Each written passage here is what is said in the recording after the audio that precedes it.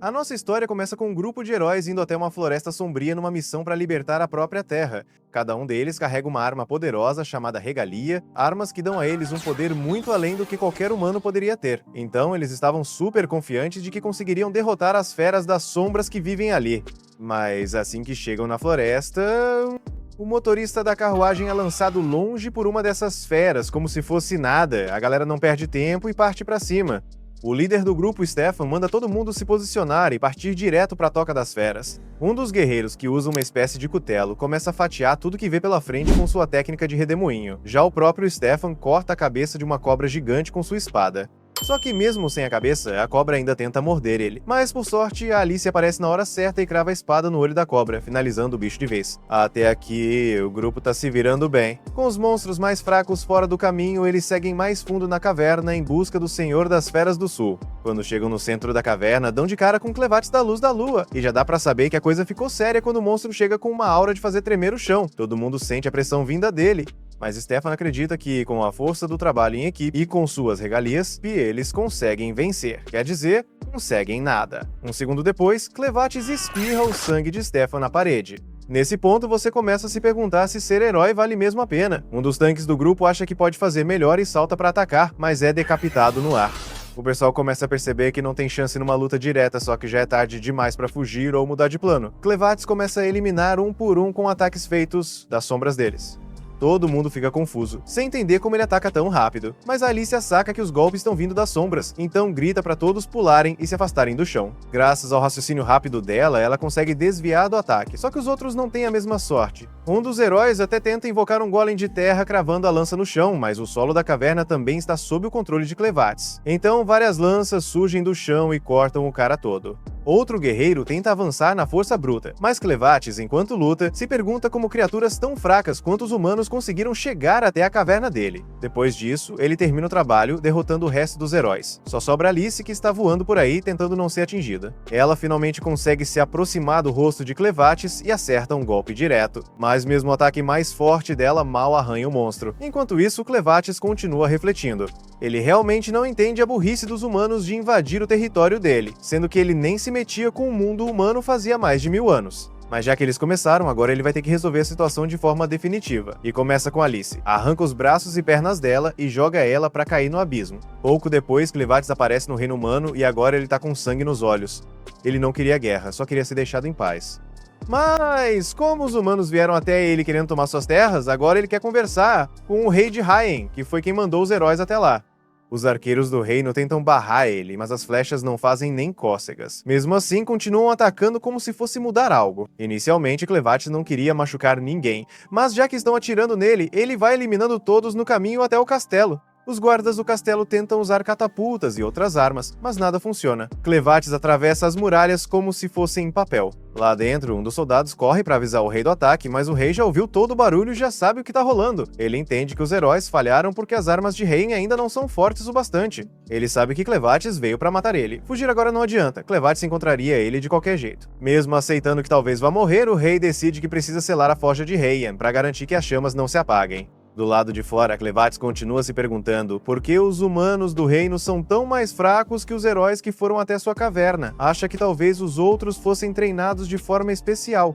Mas aí, os guardas disparam balistas feitas de metal de Hyen, e Clevates percebe. O que fazia os heróis serem perigosos não era força, eram as armas que usavam. Ele lembra do golpe da Alice que, mesmo fraco, conseguiu deixar uma marca no chifre dele, e isso não devia ser possível, então ele decide investigar isso mais a fundo. Enquanto isso, nas profundezas do castelo, o rei chega até a forja de Hyen. De repente, as paredes ao redor dele começam a tremer. Aí o rei percebe que o Clevates deve estar por perto e corre para selar a forja.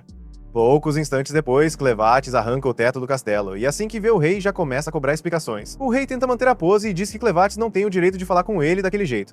Mas Clevates manda o rei medir as palavras, porque se ele quisesse, acabava com todos os humanos em um piscar de olhos, e não só o povo de Hyen, mas também os reinos vizinhos. Ele poderia ter matado o rei ali mesmo, mas sabe que mesmo fazendo isso, outro rei ia surgir e incomodar o território dele de novo. Então ele dá uma chance pro rei de Hyen se explicar, quer saber por que ele mandou os heróis para atacá-lo. Só que, em vez de responder, o rei praticamente cospe na cara dele, dizendo que uma besta como ele nunca entenderia a ambição humana, Clevates já ouviu o suficiente. Ele arranca a cabeça do rei e começa a pensar num plano para eliminar todos os humanos da face da Terra. Mas enquanto tá saindo da cidade destruída, ele vê um bebê chorando. A mãe tinha sido esmagada pelos escombros. Clevatis não sente pena nenhuma, então segue andando. Só que aí a mãe do bebê, ainda viva, chama por ele e pede que salve o filho dela.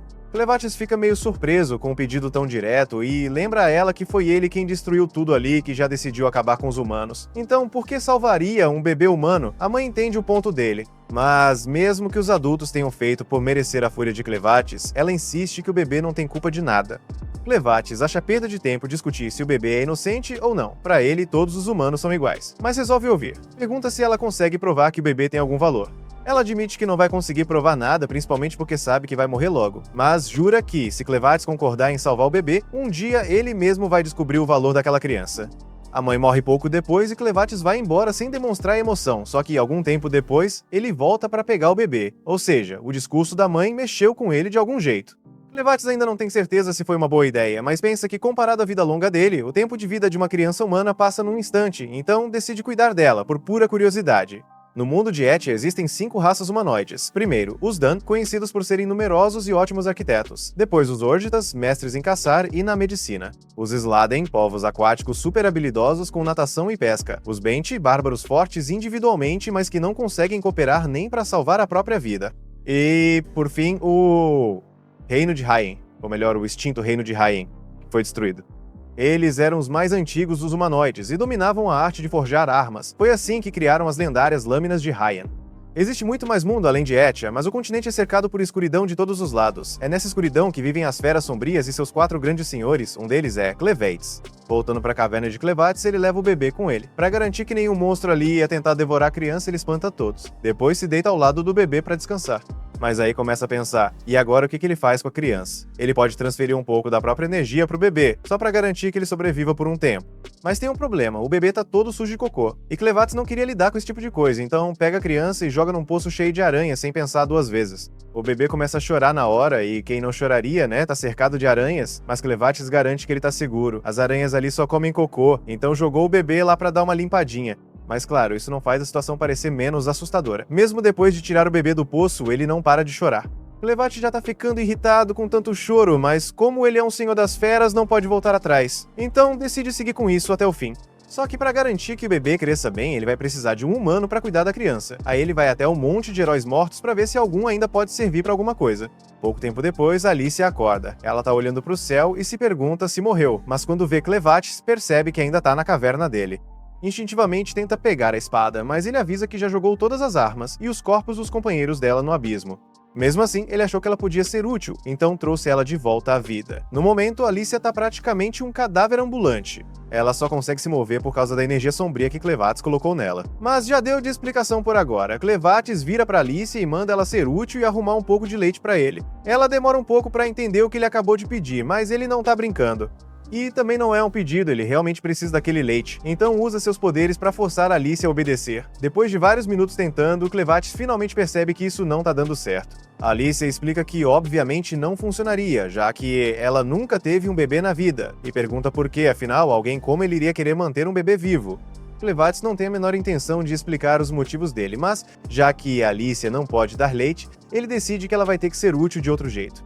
O bebê não vai morrer enquanto Clevates continuar passando energia para ele, mas vai ficar com fome o tempo todo. Então ele pergunta se existe outro jeito de conseguir leite. Alicia não pode desobedecer às ordens dele, então responde que o melhor jeito seria contratar uma ama de leite, uma mulher que esteja amamentando. Mas, para isso, eles teriam que ir até uma cidade humana. E, do jeito que ele é agora, só de aparecer ia causar pânico geral, então Clevates decide assumir uma forma humana para se misturar. Ele não tem muita referência, então escolhe assumir a aparência da mãe do bebê e diz que agora vai se chamar Clem, e que o nome do bebê é Luna. Clem diz pra Alicia mostrar o caminho até a vila mais próxima. Mas antes, eles precisam parar pra ela lavar a manta da bebê. Enquanto lava o pano, Alicia percebe que ele tem o brasão real de Haien. Enquanto isso, no que sobrou do reino de Haien, a notícia da destruição se espalhou. Um batedor foi enviado para avaliar os danos. Ele não acredita que uma única besta sombria conseguiu causar tanta destruição. E é por isso mesmo que ele já achava uma loucura atacar um dos senhores das feras. Para piorar, o dia do ataque foi justamente o dia em que a princesa herdeira ia fugir do reino com o filho. De volta ao rio, Alicia confronta Clem e pergunta se ele sabia que Luna era da família real quando pegou o bebê. Clem diz que não faz ideia do que ela tá falando. Aí ela mostra que a manta da bebê tem o símbolo real de Hyen, algo que só os membros da família real podem usar. Agora que ele pensa nisso, Clem lembra que pegou Luna nos escombros do castelo. Então faz sentido que a bebê seja da realeza, mas isso não muda nada nos planos dele. Alice pergunta o que ele quis dizer com escombros do castelo. E Clem responde direto. Ele mesmo destruiu Hyen e matou o rei na noite anterior. Alicia fica em choque com a confirmação de que Hyen foi mesmo destruído. Mas Clem só lembra a ela que foram eles que o atacaram primeiro. Para ele, não é nada demais. Mas Alicia insiste que é sim, porque se Clem destruiu mesmo o reino e Luna é a última da família real, então um monte de gente vai começar a caçar os dois. Clem pergunta por quê.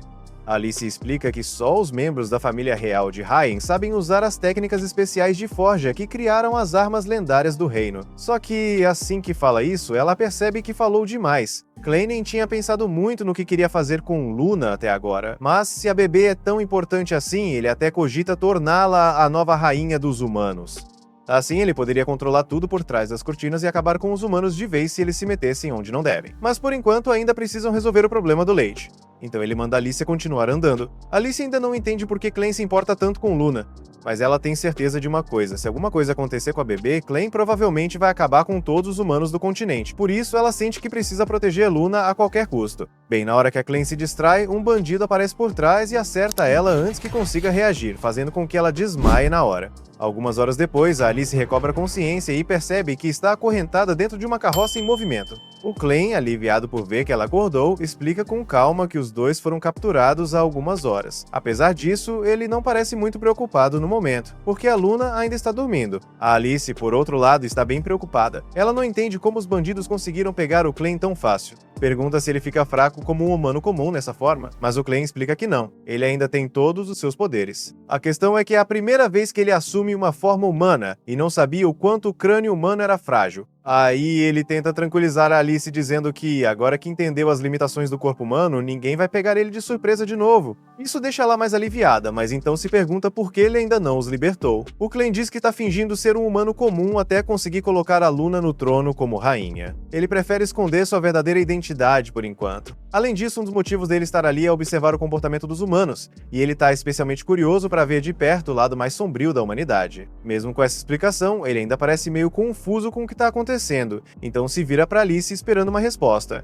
Ela conta que foram pegos por bandidos, o pior tipo de gente. Pelo que dá para entender da situação, esses caras pretendem vender todos os prisioneiros para um comerciante de escravo. Clem quer saber quão fortes esses bandidos são, e a Alice explica que em termos de força física, eles não são lá essas coisas. Mas o problema é que eles não têm escrúpulos e usam truques sujos, o que os torna difíceis de lidar.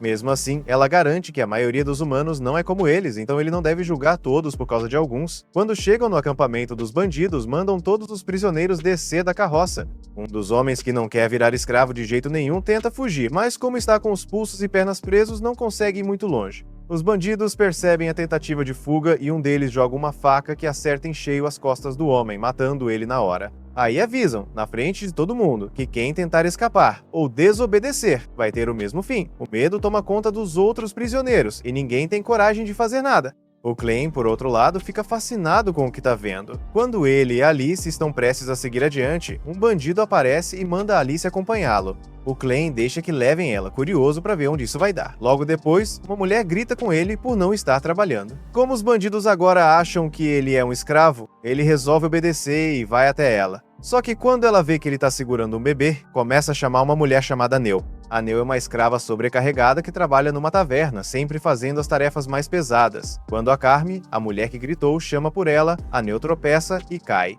A Carme briga com ela por ter deixado os lençóis caírem no chão, e a Neu se desculpa rapidamente. Mesmo assim, a Carme manda que ela cuide do bebê. E no instante em que a Neu vê a Luna, ela abre um sorriso enorme porque adora bebês. Enquanto isso, a Alice é levada para a sala do chefe dos bandidos, o Vró. Mas ele já começa brigando com os outros por não o chamarem de chefe. Os outros acham que ele tá brincando, mas o Vroco insiste que tá falando sério. Diz que, se não o reconhecerem como líder, ele vai soltar a mascote dele. Aí, a Alice fica em choque ao descobrir que o Vroco tem um troll, uma criatura sombria super perigosa do oeste, e mais impressionada ainda por saber que ele conseguiu domesticar o bicho como se fosse um animal de estimação. Nesse momento, o Vroco mostra a bolsa de cristais que a Alice tinha quando foi capturada. Ele diz que aqueles cristais só existem na Montanha Luna, uma região dominada pelo Clevates, um dos 4 grandes senhores das bestas sombrias.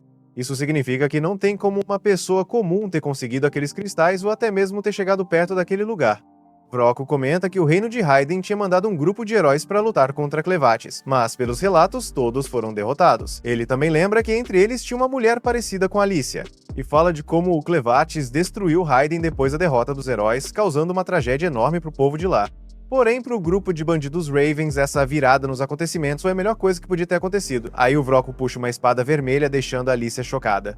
Ela não acredita que alguém como ele esteja usando uma espada feita de managidrita. Ele se gaba dizendo que esse metal raro dá um poder enorme para quem empunha uma espada feita com ele.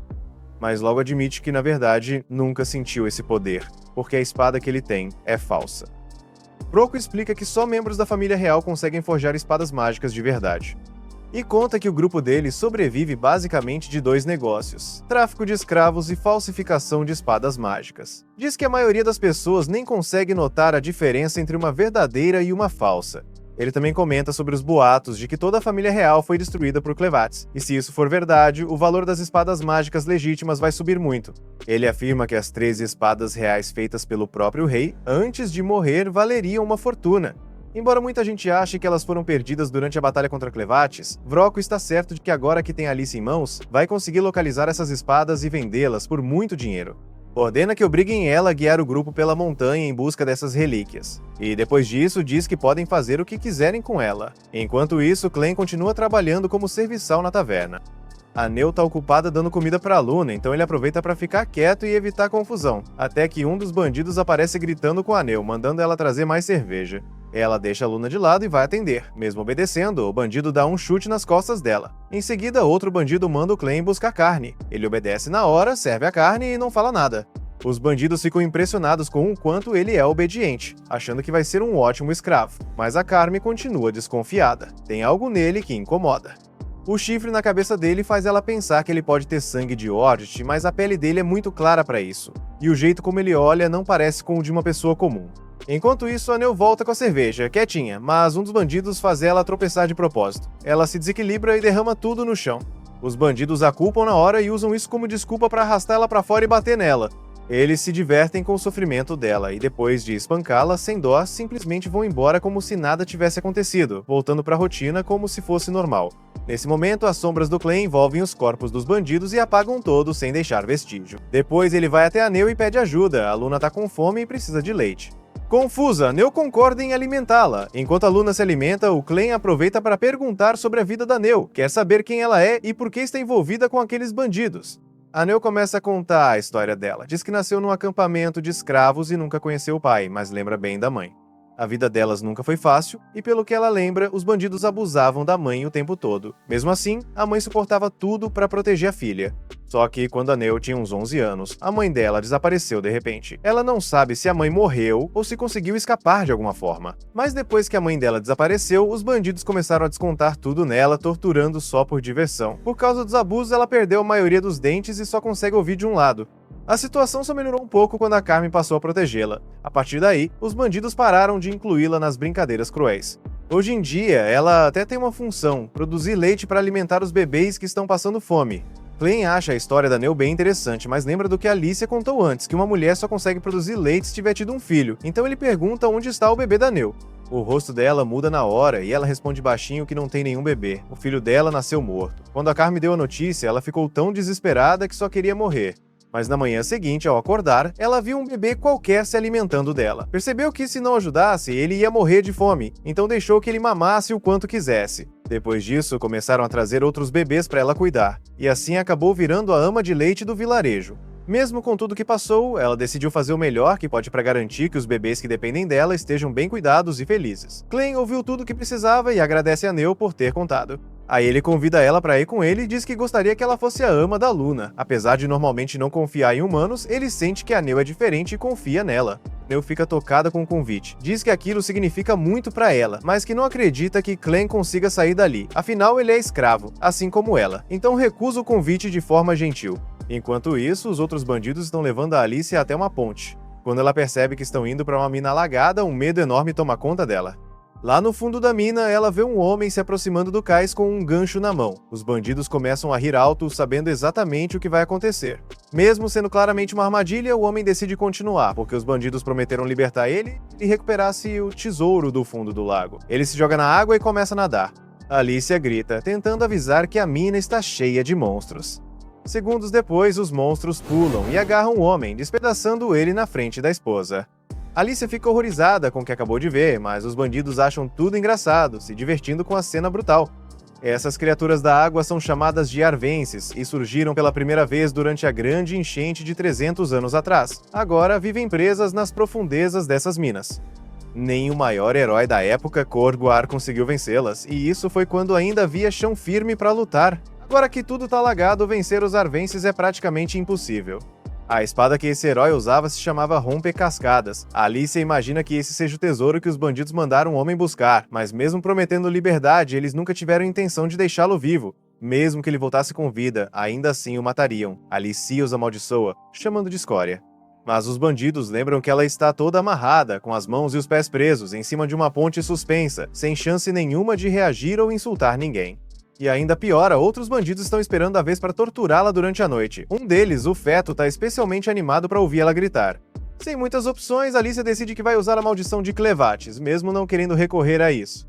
Com um movimento rápido, ela desloca o ombro, gira os braços por cima da cabeça e acerta a cabeça do feto com as correntes, obrigando ele a cortar a corda da ponte com o próprio punhal.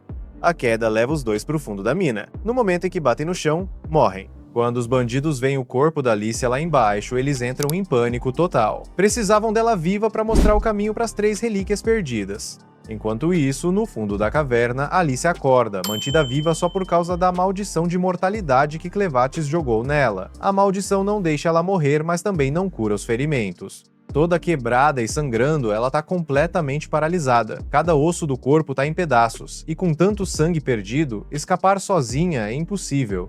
Pior ainda, se os bandidos descobrirem que ela tá viva, o perigo só aumenta. Ela tenta se mexer, mas o sangue que sai do corpo começa a flutuar no ar. E de repente, Clevates aparece na frente dela. Alice fica chocada de ver ele tão pequeno, mas ele explica que tá usando a magia do sangue dela para se manifestar. Esse mesmo sangue mágico é o que mantém o corpo imortal dela vivo.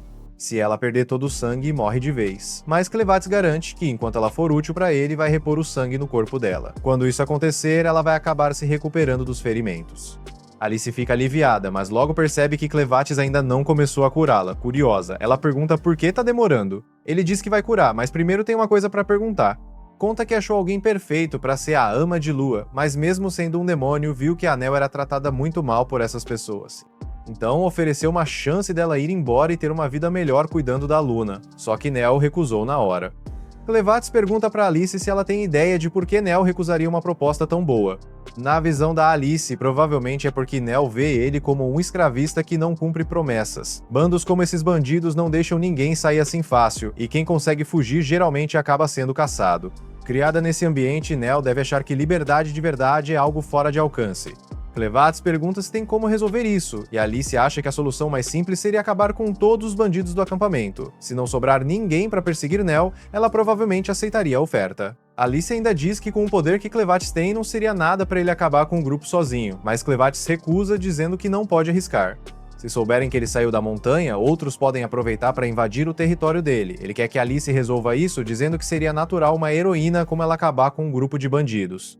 Alice começa a protestar, mas Clevates corta e manda ela fazer logo, enchendo o corpo dela de sangue para curar tudo.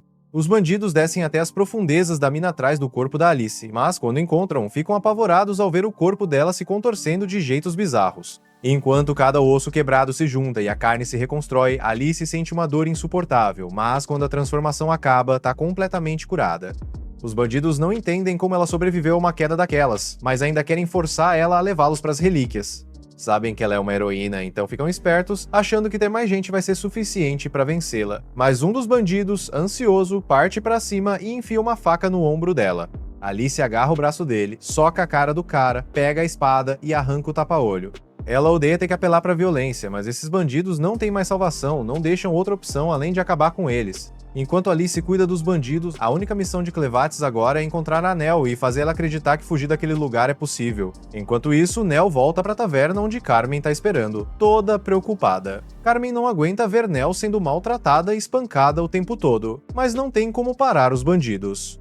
Nell agradece a gentileza da Carmen, mas ainda tem muito a fazer. Carmen pede pra ela começar lavando os pratos. Aí nota que Nell tá estranhamente animada, apesar dos ferimentos, e pergunta se aconteceu alguma coisa. Nell hesita em dizer que é algo bom, mas admite que deu uma levantada no ânimo. Ela pergunta pra Carmen sobre o mundo lá fora, o que surpreende, porque Nell nunca tinha mostrado curiosidade por isso. Carmen estranha e pergunta por que ela quer saber. Nell explica que, diferente da Carmen, que foi levada pro acampamento, ela nasceu lá e nunca viu o mundo lá fora, então acha que Carmen deve saber alguma coisa sobre isso. Carmen admite que conhece o mundo lá fora, mas não tem muitas lembranças boas dele. Como a maioria das mulheres trazidas pra cá, ela perdeu o lar e nunca teve um de verdade. Então, não é algo que elas falem muito. Aí perguntam pra Nell por que ela tá de repente tão interessada nisso. Nell responde que alguém perguntou se ela queria dar o fora. Carmen dá um tapa forte nela por ousar falar uma coisa dessas, ainda mais com os bandidos por aí. Os bandidos veem elas como escravas descartáveis, úteis só até deixarem de ser. Por isso, as mulheres sempre precisaram se unir e se proteger. Se Nell quer sobreviver aqui, não pode ficar falando esse tipo de coisa. Nesse momento, Vroco entra. Tendo ouvido tudo, Carmen fica super nervosa, sem saber o que ele poderia fazer. Ela pergunta por que ele tá ali, já que quase nunca aparece na taverna. Mas Vroco só diz que ouviu falar de um bebê e quis ver com os próprios olhos. Carmen vira pra Nell e pede pra ela contar pro Vroco onde tá o bebê. Nell diz que a última vez que viu Luna foi nos estábulos. Vroco fala que vai checar sozinho, mas antes de sair, manda Nell ir com ele. O tom de voz dele deixa claro pra Carmen que isso não é boa coisa.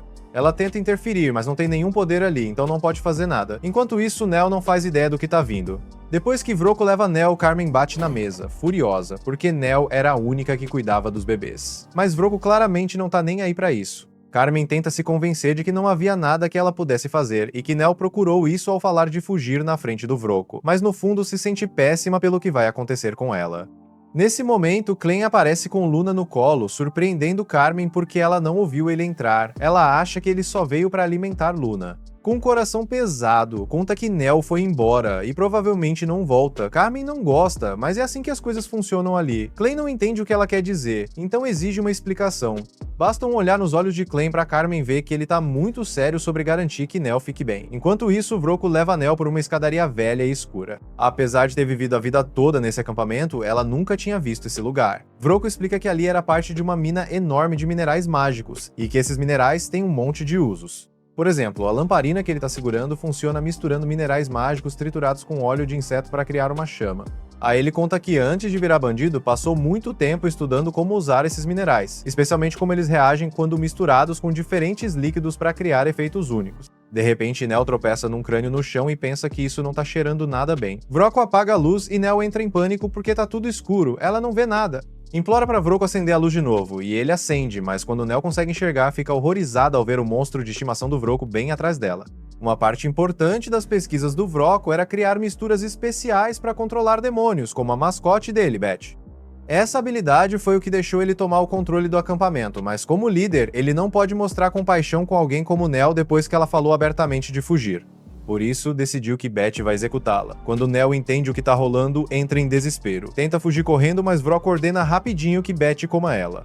Beth vai atrás na hora, enquanto Nell tropeça tentando escapar. A mente dela volta para a oferta do Clem e ela se arrepende profundamente de não ter aceitado, pensando se tudo poderia ter sido diferente. Aí ela vê Clem no outro lado do túnel, segurando Luna. O último pensamento que passa pela cabeça dela é o quanto sente por não poder mais cuidar de Luna. Nesse instante, Beth engole Nell inteira e ela se vai. Luna tá chorando com a cena horrível, mas Clem fala calmamente que é assim que o mundo funciona. Monstros precisam se alimentar, e não dá pra culpar eles por seguirem a natureza. Se tem alguém pra culpar, é ele mesmo por não ter chegado a tempo de salvar Nell. Clem tá frustrado por perder alguém tão valiosa quanto ela, mas agora não tem mais o que fazer. Então, Clem vira atenção pro Vroco, intrigado por um troll orgulhoso do bosque ocidental se curvar pra alguém como ele.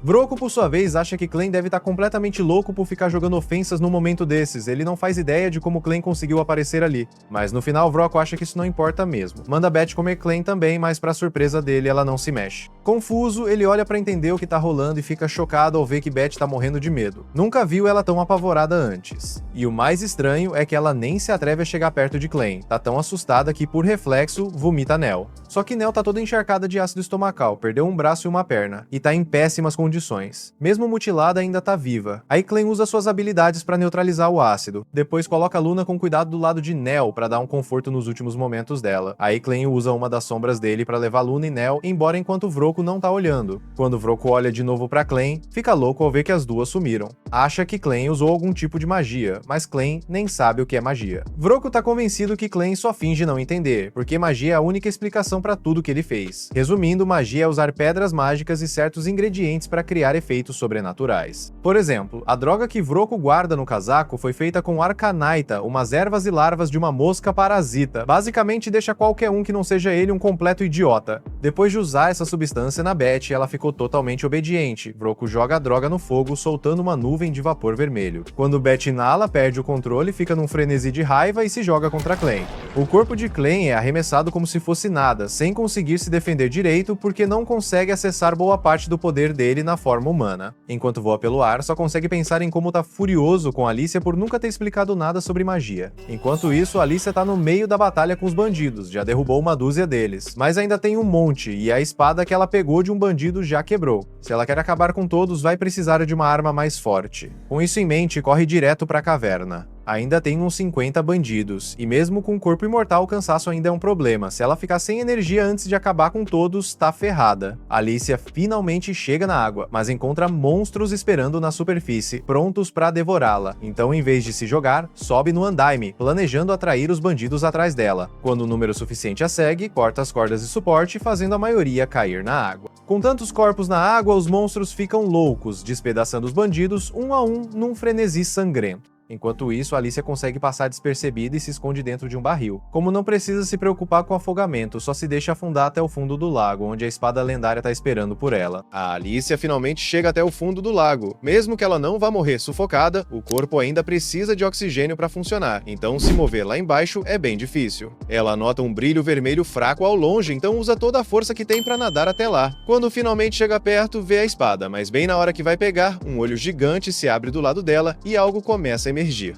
A correnteza começa a arrastá-la, e ela percebe que aquilo não é o fundo do lago, é a cabeça de uma criatura sombria gigante que estava adormecida lá embaixo, e agora que acordou, está tentando devorá-la. A Alicia chega a ficar presa nos dentes do monstro, mas no meio do caos consegue pegar a espada. Com isso, ela se liberta. Ela está ferida, quase sem forças por causa da falta de oxigênio, mas com a regalia em mãos, acha que consegue sair dali com vida. A habilidade da espada funciona muito bem debaixo d'água, então quando a Alicia a balança, ela é impulsionada com força e usa isso para nadar direto até a superfície. Quando consegue emergir, respira fundo, aliviada. Só que o monstro seguiu ela até lá e começa a atacar tudo que vê pela frente. A Alicia consegue escapar por enquanto, mas sabe que não tem como derrotar uma criatura dessa sozinha. Ela fica pensando no que fazer, até que percebe uma coisa. Ela está num acampamento de bandidos, e sinceramente não se importa com eles. Não é problema dela lidar com aquilo. Quando está prestes a ir embora, alguns dos bandidos sobreviventes imploram por ajuda.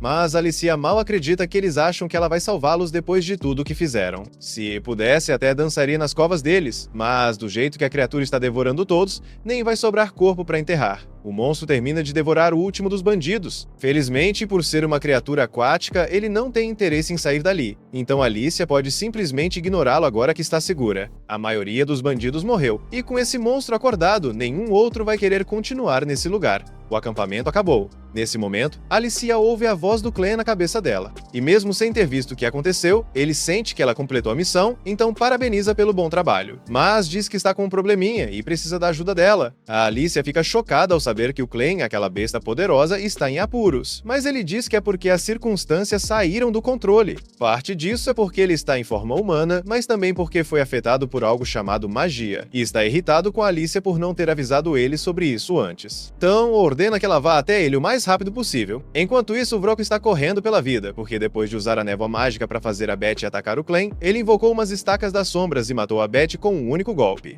O Vroco acha que aquilo deve ser algum tipo de magia, mas nunca viu nada parecido, então está morrendo de medo. Enquanto foge, ele tropeça no corpo quase sem vida da Neu e vê o Luna sentado ao lado dela. É aí que uma ideia maldosa começa a surgir na mente dele. De volta ao centro da caverna, Alicia finalmente chega, ofegante de tanto correr, e toda aquela fumaça não está ajudando em nada. O clã repara na espada que ela está carregando e pergunta o que é aquilo, mas a Alicia se fecha na defensiva e diz que ele não pode ficar com ela. Ela quase morreu para conseguir essa espada, e foi basicamente o que salvou a vida dela, então de jeito nenhum vai entregar. O clã não liga muito pra espada, então deixa quieto, até porque tem coisa mais importante pra se preocupar, como essa névoa vermelha. Ela não afeta animais ou humanos como Alicia, mas é super eficaz contra bestas sombrias. E mesmo o clã sendo muito mais forte que uma besta comum, essa névoa enfraqueceu os sentidos dele. Ele não consegue sentir cheiro de nada e os ouvidos estão zunindo. Tecnicamente, ele poderia voltar à forma de besta e dissipar toda a névoa com um sopro. Mas a caverna é apertada e ele está com medo de causar um desmoronamento, principalmente porque não sabe onde a Luna está agora. A Alicia se choca ao saber que o clã deixou a Luna sozinha lá embaixo. Ele responde que ela deve estar por perto ainda. Ele tinha mandado a Luna ficar ao lado da Neu, que está à beira da morte. Olhando agora, foi uma decisão bem burra, mas na hora parecia fazer sentido. Só que agora ele não consegue sentir nem ouvir mais nada da Luna por causa da névoa. Então pede pra Alicia fazer alguma coisa a respeito. A Alicia não faz ideia do que o clã espera que ela faça ali, porque mesmo sabendo que magia existe, pra ela é como uma língua que nunca aprendeu. Alguns humanos conseguem usar magia, outros não. É assim que funciona. Toda magia depende de pedras de arcanosita, e enquanto algumas pessoas conseguem extrair poder delas e criar vários efeitos, pra gente como Alicia, essas pedras são só umas rochas inúteis. O clã chama ela de inútil, mas como ela não consegue usar magia, o jeito vai ser procurar a Luna no meio da neblina. Só que tem uma chance real de que a Luna já esteja morta, então ele não tá criando expectativas. A Alicia pergunta o que o clã vai fazer se descobrir que ela tá mesmo morta.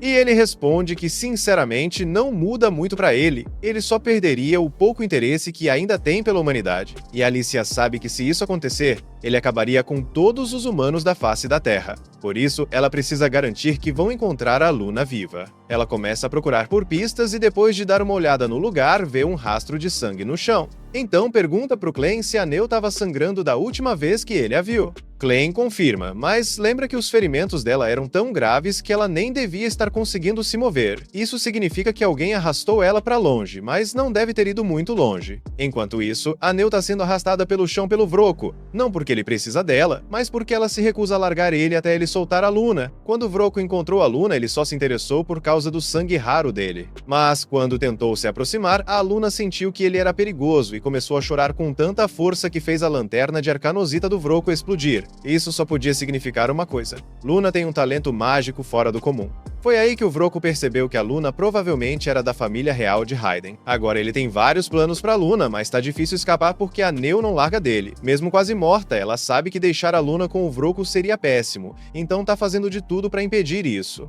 O Vroco já tá perdendo a paciência e tira uma faca, pronto pra cortar os pulsos da Neu e se soltar. Mas bem nessa hora, a Alice aparece e manda ele parar. O Vroco fica surpreso de ver ela ali, já que tinha mandado os outros bandidos prenderem ela. Mas esses caras já viraram comida dos monstros do lago. O clã vê a Neu no chão e entende que ela usou cada gota de força que tinha pra impedir o Vroco de fugir, então ele reconhece que tá devendo uma pra ela. O Vroco percebe que as chances de vencer numa luta contra os dois são bem pequenas, então ameaça cortar os dedos da Luna se eles se aproximarem. Isso faz a Alicia parar, mas o clã não entende o motivo, já que mesmo que o Vroco cortasse os dedos dela, ele podia curar com magia depois. Mas a Alicia sabe muito bem como o processo de cura dói, e não quer que a Luna passe por isso. Por isso, pede pro clã deixar ela resolver. Ela se aproxima e propõe um acordo, mostra a espada que tá segurando, e quando o Vroco vê o brasão no cabo, reconhece que é a regalha perdida no lago. A Alicia joga a espada na parede atrás do Vroco e diz que ele pode ficar com ela, contanto que solte a Luna sem machucá-la. Mas, sinceramente, talvez tivesse sido melhor jogar jogar a espada direto na cabeça dele e acabar com tudo ali mesmo. A Alicia fala que ele vai precisar das duas mãos para arrancar a espada da parede, e que se ele soltar a Luna em segurança, ela não vai tentar impedi-lo de fugir. O Vroco pensa por um instante, depois começa a rir. Diz que um verdadeiro herói nunca entregaria a regalia tão fácil assim, então isso só confirma que a Luna é mesmo da família real. E se for assim, uma regalia não é suficiente, ele quer saber onde estão todas as 13 regalias perdidas. A Alicia hesita, porque seria um desastre se o Vroco conseguisse todas elas. Mas o Clegane diz para ela contar logo, porque a Luna é mais importante que qualquer espada. Então a Alicia cede e conta que todas estão no fundo de um desfiladeiro perto da caverna de Cleves. Mas avisa que ele não vai conseguir chegar lá tão fácil. O Vroco ri e diz que ela tá enganada. Mesmo sem saber lutar, ele ainda tem magia do lado dele. Aí ele tira um frasco de pó e joga no próprio corpo. Diz que esse pó permite usar magia de invisibilidade. Normalmente ele só ficaria meio transparente, mas com o talento mágico da Luna, se ela começar a chorar de novo, ele consegue ficar completamente invisível. E é exatamente o que acontece. A Alicia e o Clegane não conseguem mais ver ele. O Vroco acha que agora pode simplesmente ir embora sem que percebam, mas ele esqueceu de considerar que a Luna ainda estava chorando nos braços dele. Então, assim que a Alicia localiza a posição dele pelo som, ela aparece na frente do Vroco e o corta ao meio. O Clegane pega a Luna e tira o pó de invisibilidade dele. Com isso, basicamente já resolveram tudo por ali, mas a Neu ainda está em estado crítico. Ela mal está respirando, e foi graças ao esforço dela que conseguiram capturar o Vroco antes que ele fugisse com a Luna. Alicia então pergunta ao Clegane se ele pode salvá-la, mas ele sinceramente não sabe se vale a pena, já que teria que usar o Icard negro para curá-la. Só que ele já está usando esse Icard para manter a Alicia viva. Além disso, a Neu perdeu muitas partes do corpo e ele teria que reconstruir grande parte dos tecidos e ossos dela do zero. Vai dar bastante trabalho, mas a Neu usou tudo que tinha para proteger a Luna até o fim. Por isso, a Alicia implora pro Clegane salvar ela. Ele acaba aceitando, mas avisa que vai precisar matar a Alicia por alguns instantes para poder usar o Icard negro na Neu. Alicia diz que tudo bem, mas que morrer ainda dói pra caramba. Algumas horas depois, o Clegane finalmente termina de reconstruir o corpo da Neu. E ele fez um trabalho incrível, porque agora ela nem tá mais feia. Ele até corrigiu todos os danos que ela tinha sofrido por causa dos bandidos. Neu fica confusa, mas agradece ao Clegane, já que foi ele quem salvou a vida dela. Só que o Clegane diz que se ela quer agradecer a alguém, deveria agradecer a Alicia, porque foi ela quem o convenceu a reconstruir o corpo da Neu por ela. E agora que a Neu tá viva de novo, o Clegane faz a mesma proposta de antes, que ela vá com ele e se torne a ama de leite da Luna. Dessa vez, a Neu aceita com alegria. Agora, o grupo tinha uma nova aliada e reconstruída para a jornada. Na manhã seguinte, Clegane confisca a espada da Alicia, e ela fica arrasada, mas ele explica que andar com ela mostra chamaria atenção demais. Então ele vai guardar a espada na própria sombra até que ela seja necessária. Enquanto isso, Neu termina de empacotar várias coisas dos bandidos para que possam continuar a viagem, inclusive. Ela encontrou algumas roupas legais para o Luna vestir. Alicia pergunta se Neu está mesmo carregando toda aquela bagagem sozinha, já que parece muito pesada, mas Neu diz que na verdade está leve. Pensando bem, a Alicia se lembra que Neu perdeu boa parte do corpo quando quase morreu no dia anterior, então Clegane provavelmente substituiu aquelas partes por algo que a deixou mais forte, embora ela não tenha ideia do que exatamente ele fez. Neu se aproxima de Alicia e se oferece para carregar a espada por ela, já que quer ajudar, mas Alicia responde que não está mais com sua espada. Então Neu comenta que ouviu falar que Vroco guardava várias espadas legais na gaveta da mesa dele. Alicia se anima na hora e implora para Clegane deixá-la pegar ao menos uma espada comum. Clegane sabe que Alicia é praticamente inútil em combate sem uma espada, então permite. Ela corre até o escritório de Vrô e começa a vasculhar a mesa. Com Vroco e o resto dos bandidos mortos, todos os escravos já tinham fugido. Então, o lugar está bem vazio agora. Clegane pergunta a Neu se ela vai sentir falta do lugar, mas ela diz que só teve experiências ruins ali e está feliz por ir embora. Se pudesse, gostaria de ter se despedido de Carme antes de partir. Ao ouvir isso, Clegane percebe que talvez tenha cometido um erro antes. No entanto, antes que consiga dizer qualquer coisa, é subitamente atacado por cima. Enquanto isso, Alicia arromba a porta do escritório de Vrô e começa a procurar a mesa.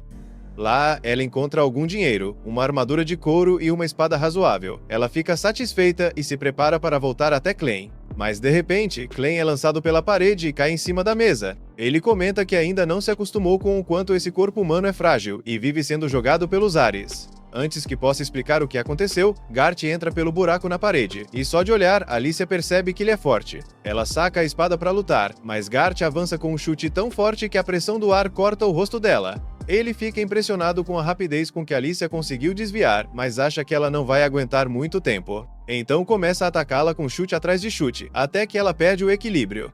Gart recua e solta uma rajada de vento, jogando Alicia para fora, direto pelo telhado. Alicia cai no chão, mas consegue ficar de pé, e isso impressiona Gart de novo. Ele então propõe um acordo. Diz que só está interessado no Clem, então se ela largar a espada e for embora, ele não vai mais lutar com ela. Mas Alicia não acredita em nenhuma palavra dele, achando que ele deve ser um dos bandidos sobreviventes. Ela queria muito estar com a espada Stream Splitter agora, mas como não está, vai ter que usar uma das técnicas que aprendeu com Raiden. Ela esvazia a mente de pensamentos inúteis. Agora tudo o que importa é enfrentar Gart e seus movimentos ficam bem mais precisos. Alicia avança com um ataque rápido que pega Gart de surpresa. Mas no instante em que a espada está prestes a acertá-lo, Clem grita para ela parar. O corpo dela obedece instintivamente, mas ela ainda está tomada pela raiva. Então Clem precisa fazer ela voltar ao normal com um golpe que a desperta. Quando Alicia finalmente se acalma, Clem explica que tudo isso foi um grande mal-entendido, então não há razão para lutar contra Gart. Além disso, se ele não tivesse parado Alicia naquele momento, Gart teria destruído o corpo dela com um chute antes mesmo que conseguisse atacá-lo. Gart é uma pessoa razoável e pede que Clem explique o que ele quis dizer com "isso é um mal-entendido". Porque, por mais que tente entender, ele não consegue ignorar o fato de que Neu tem um cheiro muito forte de Troll do Oeste. E Gart tinha sido informado de que havia um Troll sendo controlado nesse acampamento antes de vir. Ele já viu as cavernas embaixo do acampamento e encontrou o corpo do Troll lá. Mas o corpo do Troll estava faltando várias partes, como se alguém tivesse removido elas de propósito. A teoria do Gart é que Clem é o líder do acampamento e matou o Troll só por diversão, o que está bem longe da verdade. Clem pede para Neu levar Luna e esperar perto do portão da frente, porque ele precisa conversar com Gart a sós. Quando elas saem, Clem diz para Alicia que Gart na verdade é uma fera sombria disfarçada. Alicia fica chocada ao ouvir isso, porque não fazia ideia de que existiam outras feras sombrias capazes de se transformar em humanos. Mas Clem explica que Gart está sob efeito de uma ilusão poderosa. Pelo que ele sabe, só existe uma criatura capaz de usar uma magia de ilusão tão forte assim, o Senhor das Feras Sombrias do Oeste, Zatier. E por sinal, Clem não se dá bem com Zatier, então prefere evitar encontrá-lo. Gart fica impressionado com o tanto que Clem conseguiu descobrir só num breve encontro, e pergunta quem ele realmente é. Clem não quer revelar sua verdadeira identidade, então mente dizendo que é um servo do Senhor das Feras Sombrias Clevatis. Gart acredita e desfaz a magia de ilusão, revelando que é um monstro-pássaro que serve a Zatier. Agora que revelou sua identidade, Gart pede que Clem mostre alguma prova de que também é uma fera sombria. Então Clem mostra uma das suas caudas de sombra para convencê-lo. Isso basta para Gart, que propõe uma trégua. Alicia, por outro lado, está surtando com tanta informação de uma vez. Primeiro, ela nem sabia que existiam outras feras que conseguiam se disfarçar de humanos e falar como eles. E se isso for verdade, qual foi o propósito da guerra contra Clevatis no passado? Clem percebe que Alicia está inquieta, então diz para ela não ficar tão paranoica. Não existem muitas feras sombrias que conseguem se disfarçar como humanos. E tirando Zatier, nenhuma outra se envolveria com humanos sem ter um motivo muito forte. Gart então quer saber por que Clem está andando por aí com uma humana. Clem explica que Alicia é uma humana que ele transformou em sua serva. Agora, ela é obrigada a obedecer a tudo que ele mandar. Ele está mantendo ela por perto para servir de guia enquanto aprende mais sobre o mundo dos humanos. O mesmo vale para Neu e Luna, mas ele não pretende contar mais nada além disso. Gart entende e diz que não vai fazer mais perguntas, mas deixa claro que se Clem atrapalhar a missão dele, vai ser forçado a matá-lo. Clem responde que ele pode tentar, mas não vai ser fácil. Já que Clem respondeu uma pergunta de Gart, agora é a vez dele perguntar algo. Clem diz que antes, Gart mencionou que Zatier está pensando em exterminar toda a humanidade, e isso parece estranho. Pelo que Clem se lembra, Zatier sempre gostou de observar os humanos. Os Orhitas do Oeste até veneram ela como uma deusa. Então, por que de repente ela decidiria eliminar todos? Gart concorda em explicar o que aconteceu. Ele conta que, 3 dias atrás, percebeu que algumas feras sombrias do Oeste haviam perdido seus filhos. E isso, por si só, já era estranho. Mas ele também encontrou um frasco suspeito por perto, o que o fez suspeitar que os humanos estavam envolvidos. Ele foi até Zatier e contou sobre o caso, além de outros 9 incidentes parecidos que encontrou. Zatier concordou que provavelmente os humanos estavam por trás disso, mas ficou surpresa. Afinal, ela sempre tratou os humanos muito bem. Ainda assim, ordenou que Gart investigasse. E se for verdade que humanos estão sequestrando as crianças das feras sombrias da floresta, então ela vai exterminar todos eles. Clem pensa um pouco e percebe que pode haver uma ligação entre os sequestros das feras sombrias e os bandidos. Na noite anterior, enquanto interrogava Carme, ela contou que todas as crianças nascidas naquele acampamento eram vendidas para um grupo misterioso de homens por causa de seus talentos. E era isso que Vrô planejava fazer com a Luna também. Clem acha que os sequestros de feras sombrias e a venda das crianças humanas devem estar conectados de algum jeito. E lembra que Carme mencionou algo sobre talento, ele acredita que magia deve estar envolvida nisso. Quando Alicia ouve a palavra magia, seu rosto muda, então Clem pergunta se ela sabe de alguma coisa.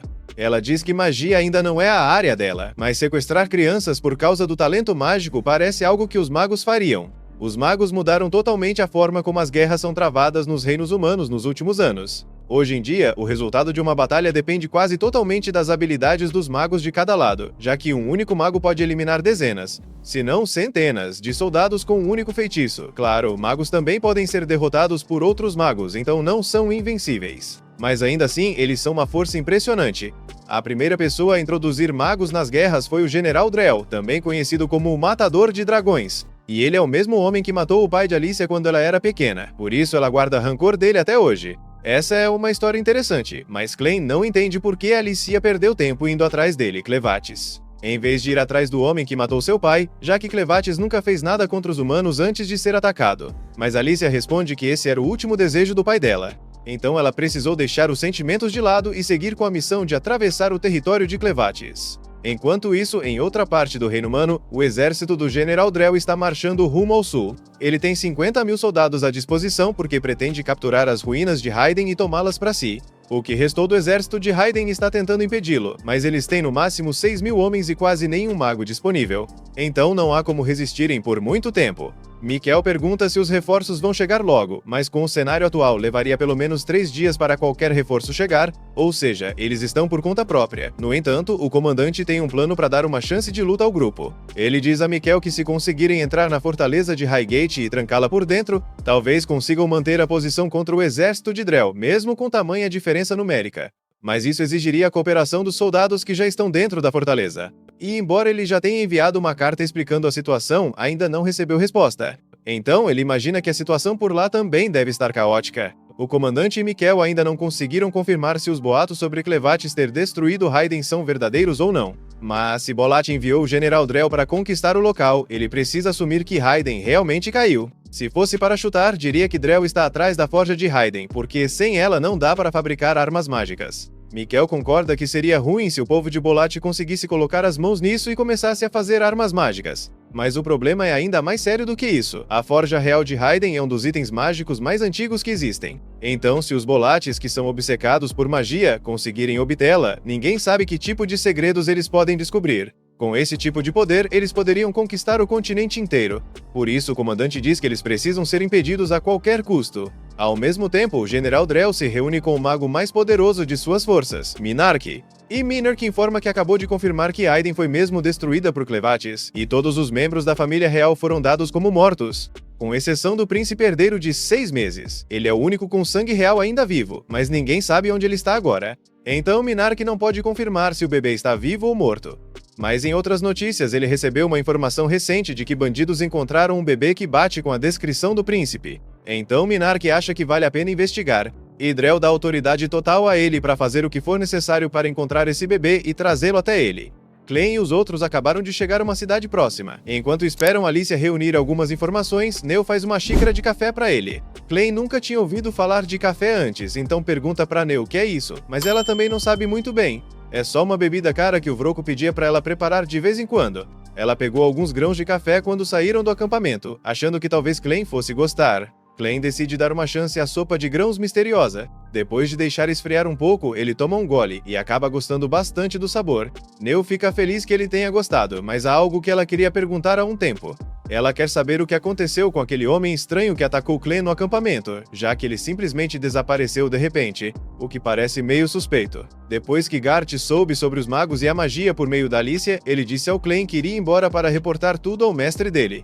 Então eles não devem vê-lo de novo tão cedo, mas Clem garante a Neo que mesmo que encontrem ele de novo, ele não vai atacar, porque já não desconfia mais deles. Nesse momento, Alicia aparece correndo colina acima, trazendo mais notícias. Ela acabou de descobrir, através dos moradores da vila, que a situação em Hyden está um completo caos. O país vizinho, Bolat, rompeu a fronteira e invadiu.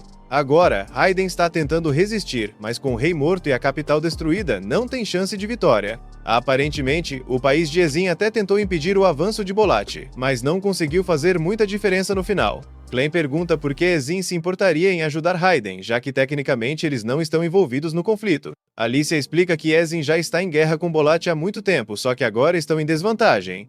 Por isso não querem deixar Bolat colocar as mãos na forja de Raiden. Se isso acontecer, eles se tornariam imparáveis. Claro, mesmo que conseguissem a forja, eles não conseguiriam usá-la direito sem alguém com sangue real. O problema principal é que Raiden está muito enfraquecido, já que Clem matou o rei, e agora não tem feiticeiros para usar nas batalhas. Nesse ritmo, não vai demorar até Raiden ser completamente apagado do mapa. Isso soa bem grave, mas Clem ainda não vê por que deveria se importar. Tudo o que ele quer é fazer com que Luna se torne rei. Então, se Bolat tomar Raiden ou não, tanto faz para ele. Alicia discorda e diz que importa sim, porque se Raiden se tornar território de Bolat, Luna nunca poderá se tornar rei. Sob o domínio de Bolat, só cidadãos nascidos lá podem subir ao trono, e só de olhar pro Luna, já dá pra ver que ele é um Idemita puro. Ele seria tratado como um pária sob o governo de Bolat. Além disso, pessoas com sangue puro de Raiden são extremamente raras e muito cobiçadas, porque o sangue delas é essencial para refinar a visão de Arcana com eficiência. E com alguém como Drell liderando essa ofensiva, ninguém sabe até onde ele está disposto a ir. Drell foi quem matou o pai de Alicia, e não foi porque estavam em guerra nem nada. Na verdade, Drell e o pai dela eram amigos. Mas anos depois da aposentadoria do pai dela, Drell apareceu querendo desafiá-lo em um duelo até a morte, só pra provar que era um espadachim melhor, e como se isso já não fosse horrível o suficiente, depois de ferir mortalmente o pai de Alicia, ele olhou bem nos olhos dela, e ainda explodiu a casa deles, sem motivo algum. Alicia ficou furiosa. Ela ia pegar a espada do pai e atacar Drell, mas ele a impediu. Ele sabia que Drell a mataria sem hesitar se ela levantasse a espada. Nos últimos momentos de vida, ele implorou para que Alicia não fosse cega por vingança, porque isso só a levaria por um caminho de guerra sem volta. Em vez disso, ele queria que ela se tornasse uma heroína, alguém que salva vidas, e prometeu que sempre estaria observando ela. Depois de ter enfrentado pessoalmente a crueldade de Vrock, Alicia diz a Clem que a única forma de garantir o futuro de Luna é parar os soldados de Bolat e expulsá-los de Raiden. Clem entende que Alicia está certa, mas ainda se sente um pouco incomodado por ter que proteger um lugar que antes ele mesmo queria destruir. Alicia fica feliz que Clem esteja disposto a ajudar. Ela diz que vai se preparar para partir imediatamente, mas Clem pede que ela fique onde está. Se ele for intervir diretamente, não pode deixar que saibam que está fazendo isso a pedido dela. Ele vai precisar de um motivo para enfrentar Drell, e o fato de Drell estar sequestrando crianças de bestas sombrias para usar em seu exército de magos já é um bom motivo. Além disso, isso também dá a Clem uma desculpa para testar a força real desses magos. Então, ele está um pouco animado. Ele imagina que Alicia deve estar morrendo de vontade de se vingar do Drell pelo que ele fez ao pai dela. Mas o último desejo do pai dela foi bem claro. Ele queria que ela se tornasse uma heroína, não alguém movida por vingança. Alicia lembra da promessa que fez, mas depois de tudo o que aconteceu, ela mal consegue se ver como uma heroína. Ela se sente como um corpo vazio forçado a servi-lo. Mesmo que isso seja verdade, Clem pergunta o que ela acha que significa ser uma heroína. Mesmo que Alicia não se veja assim, Clem tem certeza de que a Neu a considera uma heroína, já que a vida dela melhorou muito graças a Alicia. Alicia percebe que ele tem razão, então ela concorda em ficar. Quando Clem se transforma, ele sai correndo pela floresta em direção ao exército de Bolat. Enquanto isso, o exército de Bolat acabou de atravessar a segunda fortaleza a caminho de Raiden, e Rhodes está começando a ficar realmente preocupado, porque se eles não forem detidos logo, não vai demorar até chegarem a Hitachi. Ele corre pela beirada do penhasco com Mikkel e diz que há um rio raso logo à frente. Se eles quiserem parar o exército de Bolat, ou pelo menos atrasá-los, essa é a melhor chance. Enquanto isso, Alicia leva Neu e Luna para dentro da cidade, e enquanto andam pela rua, escutam claramente alguém apanhando feio. A princípio, Alicia fica um pouco preocupada, mas logo percebe que é só um dos bandidos que conseguiu sobreviver aos ataques dela. Então ela não tem muito interesse em ajudar. As pessoas da cidade conhecem bem os bandidos e tudo o que eles fizeram. Então, assim que reconhecem que aquele homem é um deles, não há chance de deixarem ele escapar. Neu ainda fica um pouco assustada, porque aquele cara em específico costumava atormentar ela o tempo todo. Mas Alicia garante que ele não vai reconhecê-la, já que ela mudou muito desde então. No entanto, o bandido reconhece a Alicia. Assim que a vê, ele tenta desviar a atenção das pessoas gritando que ela é a heroína que soltou a criatura gigante do mar dentro da mina. As pessoas se viram para olhar, mas até perceberem o que está acontecendo, Alicia já tinha desaparecido. E mesmo que vissem, isso não mudaria o fato de que ele foi abandonado. No fim das contas, o povo da cidade acaba enforcando todos os bandidos que encontraram por ali. Mas eles estão bem preocupados com tudo o que anda acontecendo ultimamente. Primeiro foi o ataque do Clevitus, depois o exército de Bolat, e agora um monstro antigo parecido com um polvo. Daqui a pouco pode ser vespas radioativas ou vermes glaciais, mas não importa o que aconteça, todos juram proteger a cidade de qualquer ameaça. Enquanto isso, Alicia e Neo estão procurando um lugar para passar a noite, mas está um pouco difícil com a cidade inteira em alerta. Antes de entrarem na hospedaria, Alicia pede para Neo não chamá-la de heroína, porque ela prefere manter sua identidade em segredo por um tempo. Assim que Alicia abre a porta da frente, encontra dois brutamontes parados dos lados da entrada, e eles logo acusam Alicia de ser uma bandida. Alicia não sabe bem o que fazer nessa situação, mas felizmente a mãe dos dois aparece e manda eles pararem de incomodar os hóspedes. Phil tenta explicar que Alicia parece suspeita por usar um tapa-olho e carregar uma espada, mas com tudo o que vem acontecendo, andar com uma espada já virou algo comum. No entanto, não é todo dia que alguém aparece com um bebê de Raiden. Então, Kari pergunta a Alicia o que está acontecendo. Alicia diz que ela e Neo são guardas de uma pessoa muito importante e que a missão delas agora é proteger esse bebê a qualquer custo. Essa explicação convence Kari, e mesmo achando que tem mais nessa história, ela diz que não pretende se meter na vida dos clientes pagantes. Ela pergunta o que elas precisam e Alicia diz que quer um quarto para 2 pessoas, de preferência com uma cama confortável para o bebê. Kari informa que o quarto custa 2 moedas de prata por noite. Alicia paga por 2 noites e Kari entrega a chave do primeiro quarto à esquerda. Kari então manda os filhos ajudarem as hóspedes com as malas. Patty se aproxima da Neo e diz que vai carregar as bagagens. Neo diz que pode levar sozinha, mas Patty insiste, então ela entrega. E Patty se arrepende na hora, porque as malas são muito mais pesadas do que ele imaginava. Pete e Phil conseguem levar tudo até o quarto, e Alicia parece satisfeita com ele. Kari diz que se precisarem de algo é só procurá-la no andar de baixo. Quando ela sai, Neo sugere colocar o Luna na cama para ele descansar, mas sem que elas saibam, um dos insetos de Maynard já avistou Luna. E agora que ele sabe exatamente onde está o príncipe de sangue real, ele está enviando todo o exército de insetos para pegá-lo. Um pouco depois, Alicia está olhando pela janela, se perguntando se Clem já chegou ao campo de batalha. Mas então Neo chama sua atenção e mostra o primeiro dentinho de Luna. Poucos minutos depois, Kari bate a porta para avisar Alicia e Neo que a comida está pronta, mas então percebe que Luna ainda está dormindo. Então ela diz para Alicia que pode ir buscar a comida e levar para o quarto. A Alicia desce com Kari, que aponta para os pratos no fim da mesa. Alicia vai até lá pegar a comida, mas no caminho ela escuta os clientes do bar conversando. Eles estão dizendo que toda essa confusão é culpa dos heróis. Se eles não tivessem saído por aí desafiando um dos Senhores das Feras, então Clevetes nunca teria destruído Raiden, e os soldados de Bolat nunca teriam começado essa guerra. A opinião pública sobre os heróis está péssima agora, e as pessoas têm todo o direito de estarem irritadas, já que os tais heróis só acabaram piorando a vida de todo mundo no final. Alice está prestes a voltar para o quarto, mas de repente sente a presença de uma besta sombria, e no momento seguinte, algo voa pela janela do andar de baixo. O objeto cai bem ao lado de Pete, que acha que é só uma bola comum e vai pegar, mas Alicia grita para ele não tocar. Infelizmente, já é tarde demais. A bola começa a crescer e de repente joga Pete contra o teto, revelando que na verdade era uma centopeia gigante. Maynard então entra na estalagem e avisa a todos que isso não é um inseto qualquer, é um que veio da Floresta das Bestas Sombrias. Ou seja, está no mesmo nível de algumas das bestas sombrias mais poderosas que existem. Um dos homens nem espera Maynard terminar de falar. Ele veio ali só para se divertir, não para enfrentar um monstro centopeia. Então pula pela janela para fugir. Normalmente, essa teria sido uma excelente estratégia de sobrevivência, mas infelizmente, Maynard já tinha deixado centenas de monstros insetos acampados do lado de fora, então o homem acaba sendo devorado de qualquer forma. Maynard planejou tudo para garantir que ninguém conseguisse escapar da cidade até ele concluir sua missão. E só para garantir que todos entendam o que está acontecendo, ele se apresenta como o maior mago do exército de Drow. Todos ficam muito preocupados, pois não achavam que o exército de Drow atacaria a vila dessa forma. Mas Maynard diz que não está ali para dominar a vila, sua missão é apenas confirmar se o bebê de Raiden que está ali tem sangue real ou não. Alicia percebe que a situação é muito grave. E se Maynard já sabe que Luna está ali, então ela precisa agir rápido e levá-lo para longe o quanto antes. Porém, de repente, ela escuta um grito vindo do quarto, é Neo. Descobrimos então que Maynard já enviou uma maga subordinada, Neishifonite, para o quarto. Ela está prendendo Neo contra a parede usando a armação da cama. Neo não entende como Nai conseguiu entrar pela janela, já que elas estão no segundo andar. Então, Nai explica que simplesmente voou até ali usando seu machado. Seu poder permite atrair e repelir coisas feitas de ferro. Assim, ela segurou o cabo do machado, o arremessou para o alto e usou isso para se erguer no ar dessa forma. Ela mesma não entende muito bem como funciona, mas aparentemente existe uma enorme tartaruga fera sombria com uma carapaça de ferro, e qualquer arma de metal usada contra ela acaba ficando presa lá para sempre. Depois de explicar como seu poder funciona, Nai diz que precisa voltar ao trabalho. Ela tira um comprimido da bolsa e se aproxima de Luna. Neo pergunta o que ela está fazendo, e Nai responde que está apenas dando à Luna um remédio para avaliar seu potencial mágico. Se o bebê puder usar magia, seus olhos mudarão de cor e ele ficará perfeitamente bem.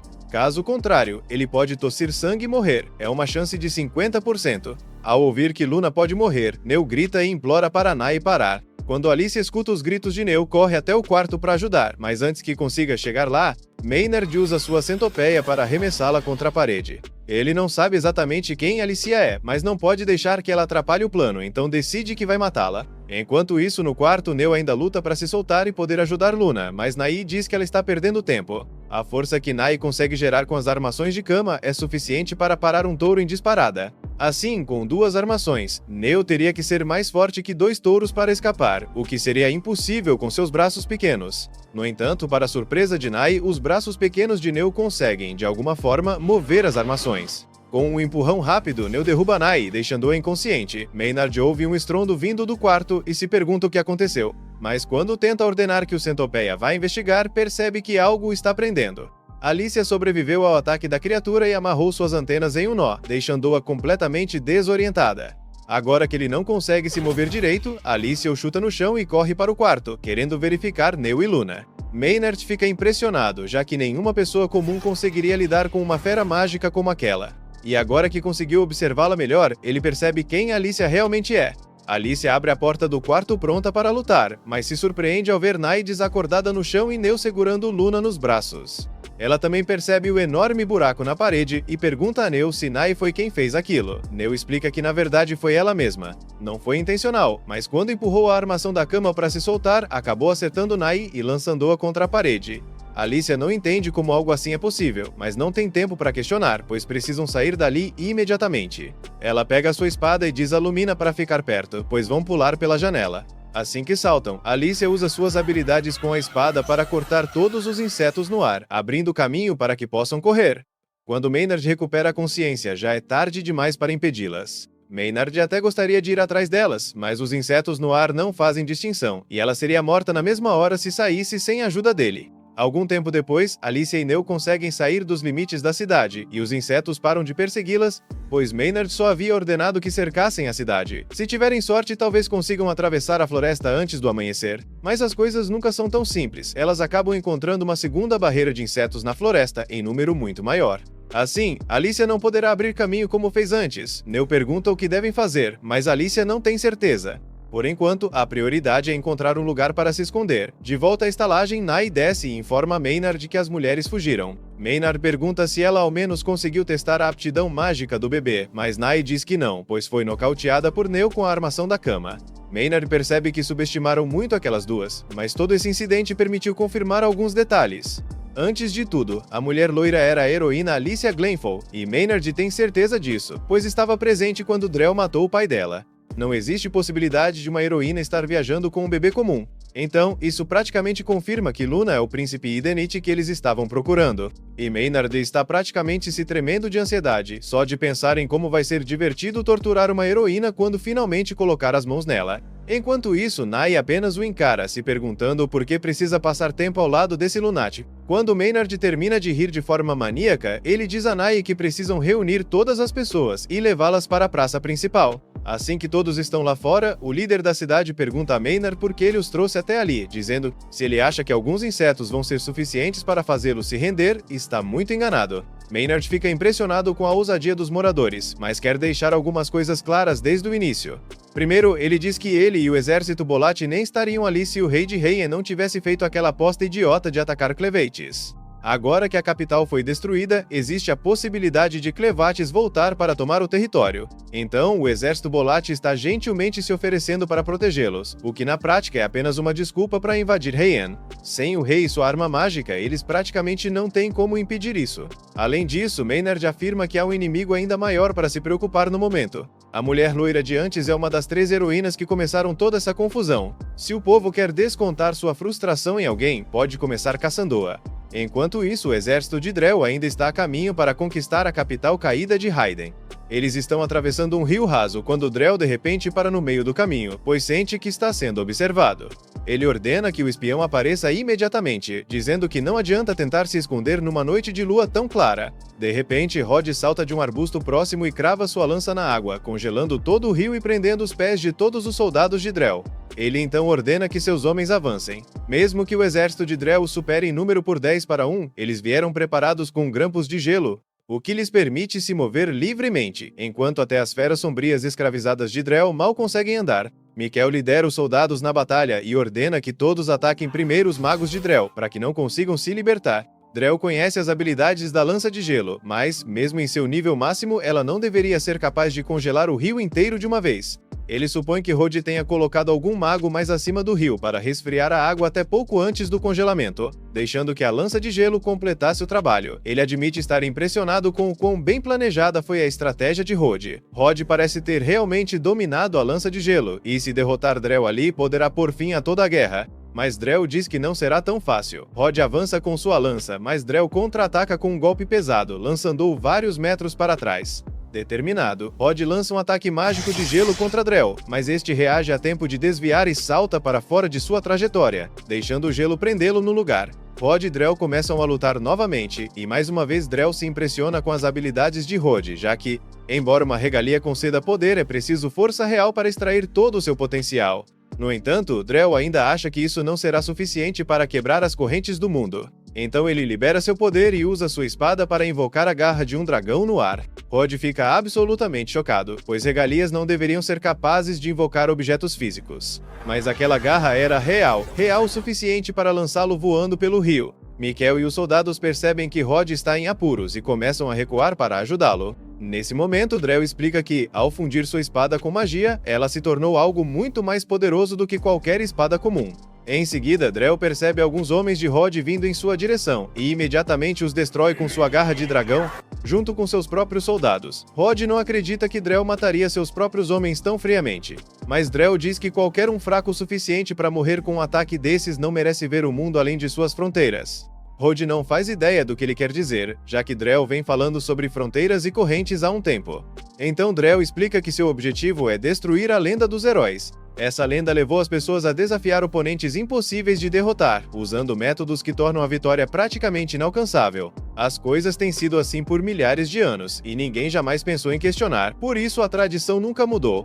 Mas segundo ele, tudo vai acabar ali. Drell diz a Rod que não vai matá-lo, pois foi um oponente digno, e que ele já deve saber que não tem como vencer essa luta. Rod tenta se levantar, mas não lhe resta mais força no corpo, sendo obrigado a assistir enquanto Drell continua sua conquista. Porém, um momento depois, Clevatis pousa no campo de batalha. Todos olham para cima, apavorados, ao perceber que o Senhor do Sul das Feras Sombrias está ali. Clevatis vê que Drell está no comando e diz que tem uma pergunta a fazer. Alguém tem sequestrado crianças humanas e feras sombrias, e, pelo que ouviu, isso tem ligação com a magia que Drell usa. Ele quer saber se Drell é realmente o responsável por isso. Drell pergunta se um Senhor das Feras deveria mesmo vir até ali só para fazer uma pergunta, quando provavelmente tem coisas mais importantes para fazer. Mas Clevatis diz que isso é apenas um dos deveres dele como Senhor. Se alguém profana suas terras ou machuca seu povo, a lei do território exige que ele mesmo mate o culpado com suas próprias garras. Como forma de retribuição, Drell pergunta o que dá a Clevatis o direito de determinar a lei do território. Mas Clevatis começa a se irritar com o fato de Drell estar falando demais e, sem perder tempo, o perfura no estômago. Ele diz que tudo isso poderia ter sido evitado se Drell simplesmente tivesse respondido à pergunta. Apesar de ter um buraco no peito, Drell não demonstra estar abalado. Ele diz que já sabia que Clevatis viria para matá-lo e também sabia que não teria como vencer numa luta direta. Por isso, fez preparativos com antecedência. Um terceiro olho se abre na testa de Drell enquanto ele se prepara para usar seu feitiço supremo, a prisão de Dark Ekra. Isso pega Clevatis de surpresa, pois ele não fazia ideia de que humanos pudessem usar Dark Ekra. No momento seguinte, o corpo de Drell explode, cobrindo Clevatis com seu sangue. Quando tudo se acalma, as únicas coisas que restam são a espada de Drell e uma esfera gigante formada pelo que antes era seu corpo, envolvendo Clevatis. Mas se você pensou que Drell estava morto, está enganado. Antes de se explodir, ele transferiu sua consciência para a espada. Agora ele não tem mais um corpo humano e se tornou um ser feito inteiramente da magia contida na lâmina. Ele passou por muito para sacrificar seu corpo e aprisionar Clevatis nessa prisão de Dark Ekra, e está confiante de que mesmo alguém tão poderoso como ele não conseguirá escapar facilmente. Clevetes parece ter ficado inconsciente dentro da prisão, permanecendo imóvel. Drell planeja deixá-lo lá até que morra de fome ou de velhice. Rod observa tudo com espanto e temor, sem acreditar que Drell conseguiu derrotar Clevates tão rápido, quando nem mesmo os 3 heróis conseguiram. Se ele é capaz de algo assim, então Raiden não tem a menor chance contra seu poder. Determinado mais do que nunca a continuar sua missão, Drell ordena que todos os soldados restantes se preparem para partir. Enquanto isso, na floresta, Alicia e Neo ainda tentam escapar de Maynard quando Alicia, de repente, sente que algo está errado. Porém, ela não faz ideia do que causou essa sensação estranha e não há como entrar em contato com Clevates dali. Então ela diz a Neo que precisam continuar se movendo. Ao mesmo tempo, um grupo de moradores enfurecidos começa a caçá-las lentamente, seguindo as ordens de Maynard. O povo da cidade grita que vive ali a vida toda, então conhece aquela floresta como a palma da mão, e é só questão de tempo até encontrarem Alicia. Eles sempre odiaram os heróis, porque nunca faziam nenhum trabalho de verdade, além de matar uma besta sombria perdida de vez em quando. Mas ainda assim, eram tratados como salvadores. Todo o dinheiro dos impostos era usado para bancar o estilo de vida dos heróis. E olha onde isso levou. Eles sabem que Alicia está escondida na casa, então dizem para ela sair e enfrentá-los de uma vez. Não há como escapar. Como não podiam deixar a cidade, Alicia já sabia que cedo ou tarde seriam cercados, mas não imaginava que os aldeões os encontrariam tão rápido. Felizmente, parece que Maynard e seus insetos ainda não chegaram. Então Alicia manda Neo ficar longe das janelas e se esconder bem, porque a segurança de Luna é a prioridade agora. Mesmo que tentassem correr, não faria diferença se não encontrassem um lugar para se esconder.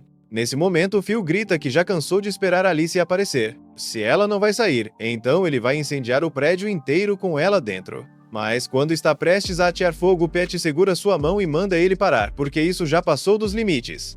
O pai de Phil, Mark, lembra que seus antepassados construíram aquela roda da água séculos atrás, quando se estabeleceram na vila, e ele não vai deixar Phil queimá-la por nada. Phil tenta argumentar que é a única solução, já que precisam entregar Alicia para Maynard, mas Mark dá um tapa na cabeça dele e responde que não vão obedecer cegamente às ordens de um estrangeiro só porque ele controla insetos. Mark caminha até o prédio e se apresenta como responsável pelas defesas da cidade. Ele promete que se Alicia descer para conversar, ninguém vai machucá-la, porque só tem uma pergunta a fazer. Alicia não tem muita escolha, então decide confiar em Mark e sai para falar com ele. Assim que ela aparece, Mark olha bem para ela e pergunta o que aconteceu com sua relíquia. Alicia responde que não a tem mais. Mark então quer saber se isso significa que ela a vendeu por dinheiro depois de abandonar a missão, mas Alicia explica que a perdeu durante a luta contra Clevates. Ela e os outros heróis foram completamente aniquilados, e entende por que o povo teria raiva dela, considerando como tudo terminou. Para sua surpresa, Mark diz que não tem nenhum rancor dela. Claro, se ela tivesse dito que vendeu a relíquia por dinheiro e fugiu como covarde, ele a mataria na hora. Mas se ela realmente enfrentou Clevates e apenas perdeu, ele não pode culpá-la por isso. Afinal, foi o rei quem decidiu seguir a tradição e mandou os heróis para aquela missão impossível. Eles não tiveram escolha. Alicia fica sem acreditar na razão de Mark, mas percebe que ele não é o tipo de homem que guarda rancor do passado.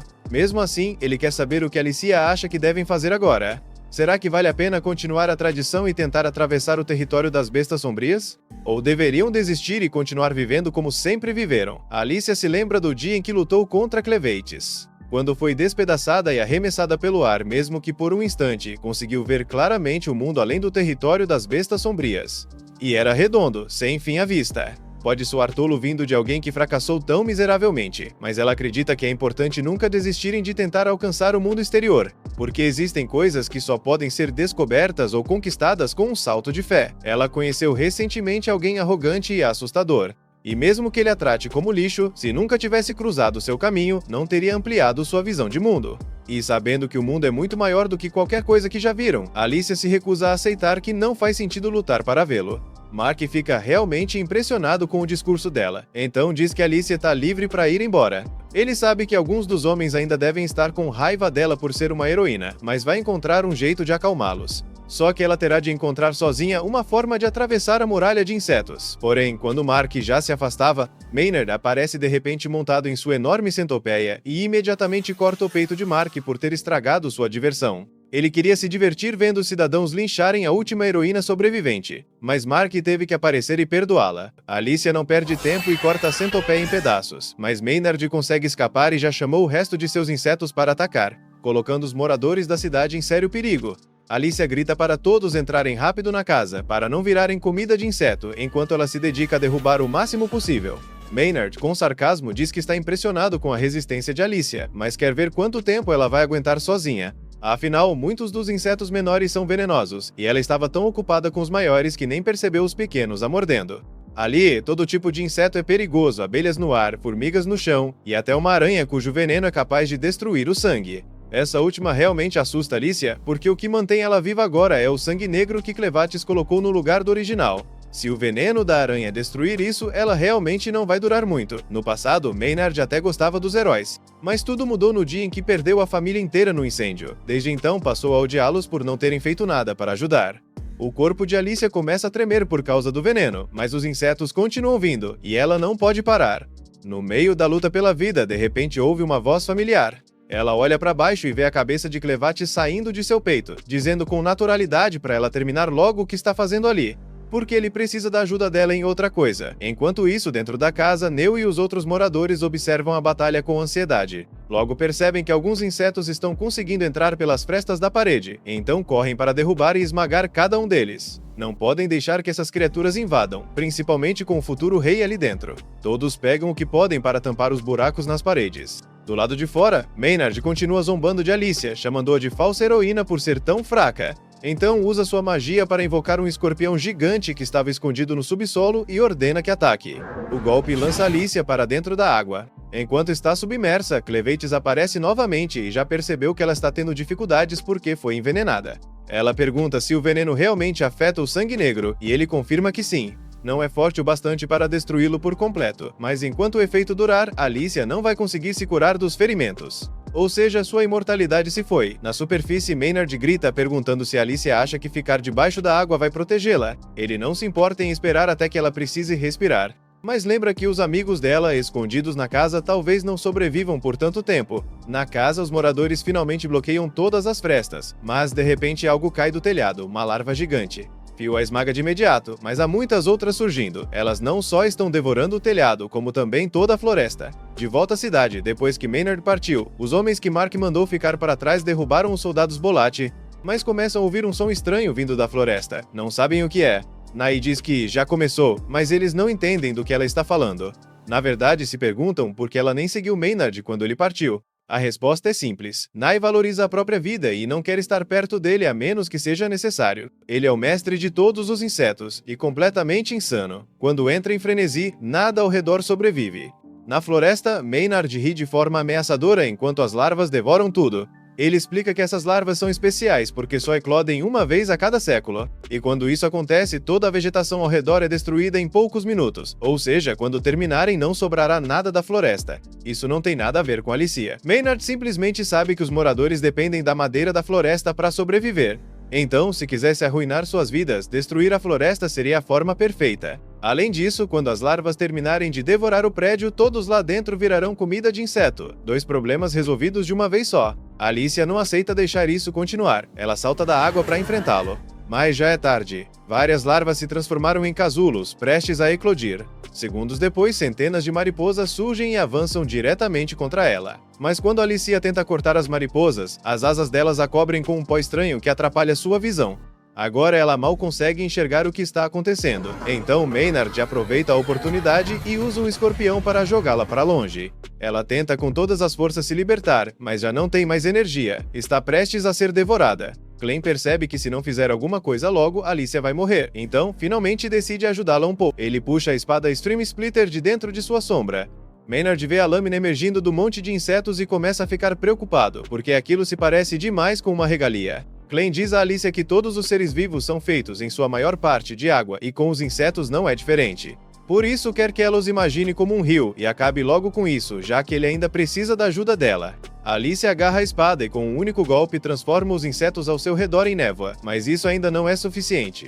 Ela assume sua postura, e reunindo toda a força que resta em seu corpo, realiza um corte como se fosse água corrente, um golpe fluido, que carrega sua força por uma grande massa de água, e nesse caso essa água são os insetos. Em questão de instantes, cada inseto da floresta é erradicado. De tão grande que foi a destruição, Nai consegue ver a nuvem de fluido dos insetos até da cidade, e não acredita que alguém foi realmente capaz de acabar com todos eles tão rápido. Com cada inseto morto, a pedra mágica incrustada no peito de Maynard se quebra. Sem ela, ele não consegue mais usar magia e fica completamente indefeso. Alice então aponta a espada para ele. Maynard tenta se fazer de corajoso, dizendo que nunca vai se render, mas ela não se importa nem um pouco, simplesmente o nocauteia. Ela venceu, mas a luta a deixou exausta, e logo depois ela desmaia. Nai corre para verificar como Alice está, mas quando chega vê Clem carregando a heroína. Ela fica confusa, porque não sabia que ele tinha voltado de sua missão. Clem diz que Alicia perdeu tempo demais lidando com aquele fraco, e que precisam se preparar para partir imediatamente, porque a situação mudou. Esse Clem é apenas um clone que ele criou a partir do Dark Core dentro do corpo de Alicia, depois de ter sido selado em uma bolha de sangue. Agora ele precisa da ajuda dela para se libertar. Alicia pergunta se ele ao menos conseguiu derrotar Drell. Mas sobre isso, Clem admite que Drell provavelmente tem o poder de uma das bestas do Senhor das Trevas ao seu lado e que não vai ser nada fácil vencê-lo. No que restou do reino de Raiden, os esforços de evacuação estão em andamento e cerca de 80% dos sobreviventes já foram levados para o abrigo subterrâneo. No entanto, a rainha Tala se recusa a sair, pelo menos até encontrar seu filho. Uma das anciãs tenta convencê-la a partir, lembrando que no momento ela é a única pessoa adequada para governar o reino. Mas Tala insiste que não pode fugir, porque que tipo de mãe ela seria se abandonasse o próprio filho? A anciã entende como ela se sente, mas pergunta como Tala pode ter tanta certeza de que o filho está vivo, já que não houve nenhum sinal dele desde o ataque. Tala explica que sabe porque a forja de Raiden ainda brilha em vermelho vivo como sempre. Em condições normais, com o rei morto, a forja ficaria adormecida até que alguém digno de usá-la aparecesse. Mas o fato de ainda estar ativa significa que alguém da linhagem real está vivo, e a única outra pessoa com o sangue do rei é o filho dela.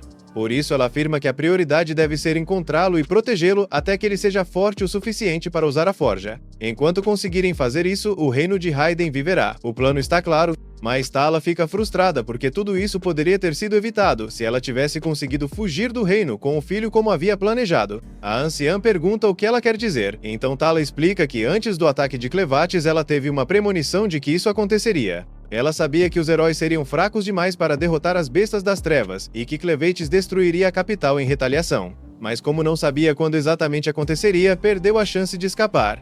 Nesse momento, o mensageiro da rainha, Fávio, retorna com notícias importantes. Ele conta que o exército de Drell, com 50.000 soldados, entrou em batalha contra o exército de Ezin ao longo do rio Morel. Os soldados de Ezin lutaram com bravura, mas foram incapazes de resistir à poderosa magia de Drell. No entanto, logo após a batalha terminar, Clevates apareceu do nada e eliminou instantaneamente quase metade do exército de Drell. E isso nem foi a parte mais impressionante. Momentos depois, Drell criou uma estranha esfera vermelha que conseguiu aprisionar Clevates. Essa revelação deixa Tala inquieta, porque como alguém pode lidar com um homem capaz de derrotar um Lorde das Bestas das Trevas? Agora, Drell e seu exército restante de cerca de 20.000 homens estão a caminho dali, e ninguém sabe o que fazer. Tala se recusa a aceitar isso, porque vai contra todas as tradições. Apenas heróis deveriam ser capazes de enfrentar Lordes das Trevas. Mas Fávio aponta que Drell, tecnicamente, é um ex-herói, e ainda possui sua relíquia. Então ele se enquadra nos requisitos da profecia. Mesmo assim, Tala não acredita que um homem como Drell, que lidera um exército para invadir outra nação, possa ser o herói da profecia. Então ela anuncia que vai destruir sua relíquia, porque ele não merece empunhá-la. Fávio pergunta se é realmente possível destruir uma relíquia. Tala explica que enquanto ela estiver empunhando o martelo sagrado de Raiden, pode fazê-lo, já que é a única arma capaz de forjar ou destruir relíquias. A anciã tenta dissuadi-la de agir de forma precipitada, lembrando que apenas o rei de Raiden pode usar o martelo. Mas com o rei morto e até que o filho assuma o trono, Tala declara que vai servir como rei e, portanto, tem todo o direito de usá-lo. Ninguém consegue argumentar contra isso. Então todos a ajudam a vestir sua armadura e Fávio corre para buscar o martelo. Tala agradece por sua ajuda e retira o martelo de seu estojo. Com seus poderes, ela planeja enfrentar Drell e seu exército. Enquanto isso, na vila, Pet leva Nai até Alicia, como ela tinha pedido. Ele ainda não consegue esquecer o quão incrível ela parecia quando destruiu todos aqueles insetos com um único golpe. Ele diz que será o ajudante pessoal dela enquanto ela estiver por ali, e Alicia fica surpresa com a gentileza de Pete, mas, já que ele se ofereceu, pede que traga Neu também. Pete corre imediatamente para cumprir o pedido, e Clem parabeniza Alicia, dizendo que parece que ela conseguiu seu primeiro servo oficial. Alicia pede para ele parar de provocá-la, porque não é como se ela quisesse um servo. O que ela realmente quer agora é um novo conjunto de roupas, já que está completamente coberta de gosma de insetos. Nesse momento, Nai fala e pergunta por que a trouxeram, porque seus joelhos já estão doendo e ela só quer ir para casa. Alicia acha estranho Pete ter conseguido capturar Nai tão facilmente, já que Neu havia mencionado que ela podia controlar o magnetismo. Mas como Peach não usou armas, não havia nada para Nai manipular, e contra tanta força bruta, ela ficou totalmente indefesa. De qualquer forma, Alicia diz que tem algumas perguntas para fazer. Então pede que Nai conte tudo o que sabe sobre Drell e seu envolvimento com os Lordes das Trevas. Nai não entende do que Alicia está falando, então ela reformula e pergunta se Nai já viu o Ichor sombrio de Drell. Ela explica que é basicamente sangue que se move sozinho, mas Nai parece realmente confusa e responde que nunca viu nada assim. E, pra ser sincera, só de imaginar já parece algo nojento de olhar. Alicia percebe que Nai não está mentindo sobre isso, mas Clem tem certeza de que o que Drell usou foi Ichor sombrio, e apenas Lordes das Bestas das Trevas são capazes de produzi-lo. Drell sozinho não seria uma ameaça, mas se houver um Lorde das Trevas o apoiando, eles precisam descobrir o que está acontecendo. Já que Clevdus está bem aqui, os únicos Lordes restantes que poderiam estar ajudando Drell são Zatier do Oeste, Hatwell do Oeste e Varden do Norte. E se um deles realmente decidiu mostrar as presas a Clevatis usando Drell, então ele vai garantir que paguem o preço. Falando em Drell, Alicia pergunta a Clem se realmente estava tudo bem ele ter deixado seu corpo para trás e vindo aqui nessa forma menor. Mas Clem explica que aquele não era seu corpo principal. É melhor para ele que quem estiver ajudando Drell acredite que Clevatis está preso, já que isso tornaria mais fácil encurralar o inimigo. Nai já estava tentando chamar a atenção deles há um tempo, então ela fala alto e pergunta se já terminaram, porque gostaria de ir embora. É verdade que ela está impotente e sem metal para manipular, mas ainda tem o metal de suas manoplas com ela. Ela não consegue controlá-lo enquanto está em contato com sua pele, mas, como seus braços são bem finos, com um pouco de esforço consegue soltar a mão. Em seguida, joga as manoplas para o ar e prende sua bolsa sobre elas, usando isso para voar. Clem e Alicia não estavam esperando por aquilo, então apenas observam enquanto Nai começa a flutuar. Durante o voo, Nai avista Neu e Luna em uma carroça a caminho de Alicia e Clem, e percebe que as rodas da carroça têm metal. Ela decide aproveitar a oportunidade. Sabe que Drell vai brigar com ela se voltar de mãos vazias, então pousa em cima da carroça e anuncia que vai levá-los com ela para entregar ao mestre. Usando suas manoplas, ela deixa os irmãos inconscientes e ergue a carroça no ar para sequestrar Neu e Luna. Porém, quando pensava que tinha conseguido escapar, percebe que Clem de alguma forma está sentado bem ao lado dela. Alicia encosta a espada no pescoço de Nai e explica que o verdadeiro motivo para aquela carroça ter sido preparada era porque queriam forçar Nai a levá-los até Drell. Então para eles isso foi perfeito. Como a espada de Alicia é feita de puro metal de Raiden, Nai não pode controlá-la. Então ela faz a escolha mais sensata e se rende, aceitando levar o grupo pacificamente até Drell. Lá embaixo, os irmãos ficam aliviados ao perceber que Clem e Alicia conseguiram subir na carroça em segurança. Eles acenam e gritam que Alicia será sempre bem-vinda para voltar. O resto das pessoas da vila também diz o mesmo enquanto os veem passar pelo céu, e Alicia fica feliz por ter causado um impacto positivo na vida deles, porque isso a faz se sentir como uma verdadeira heroína.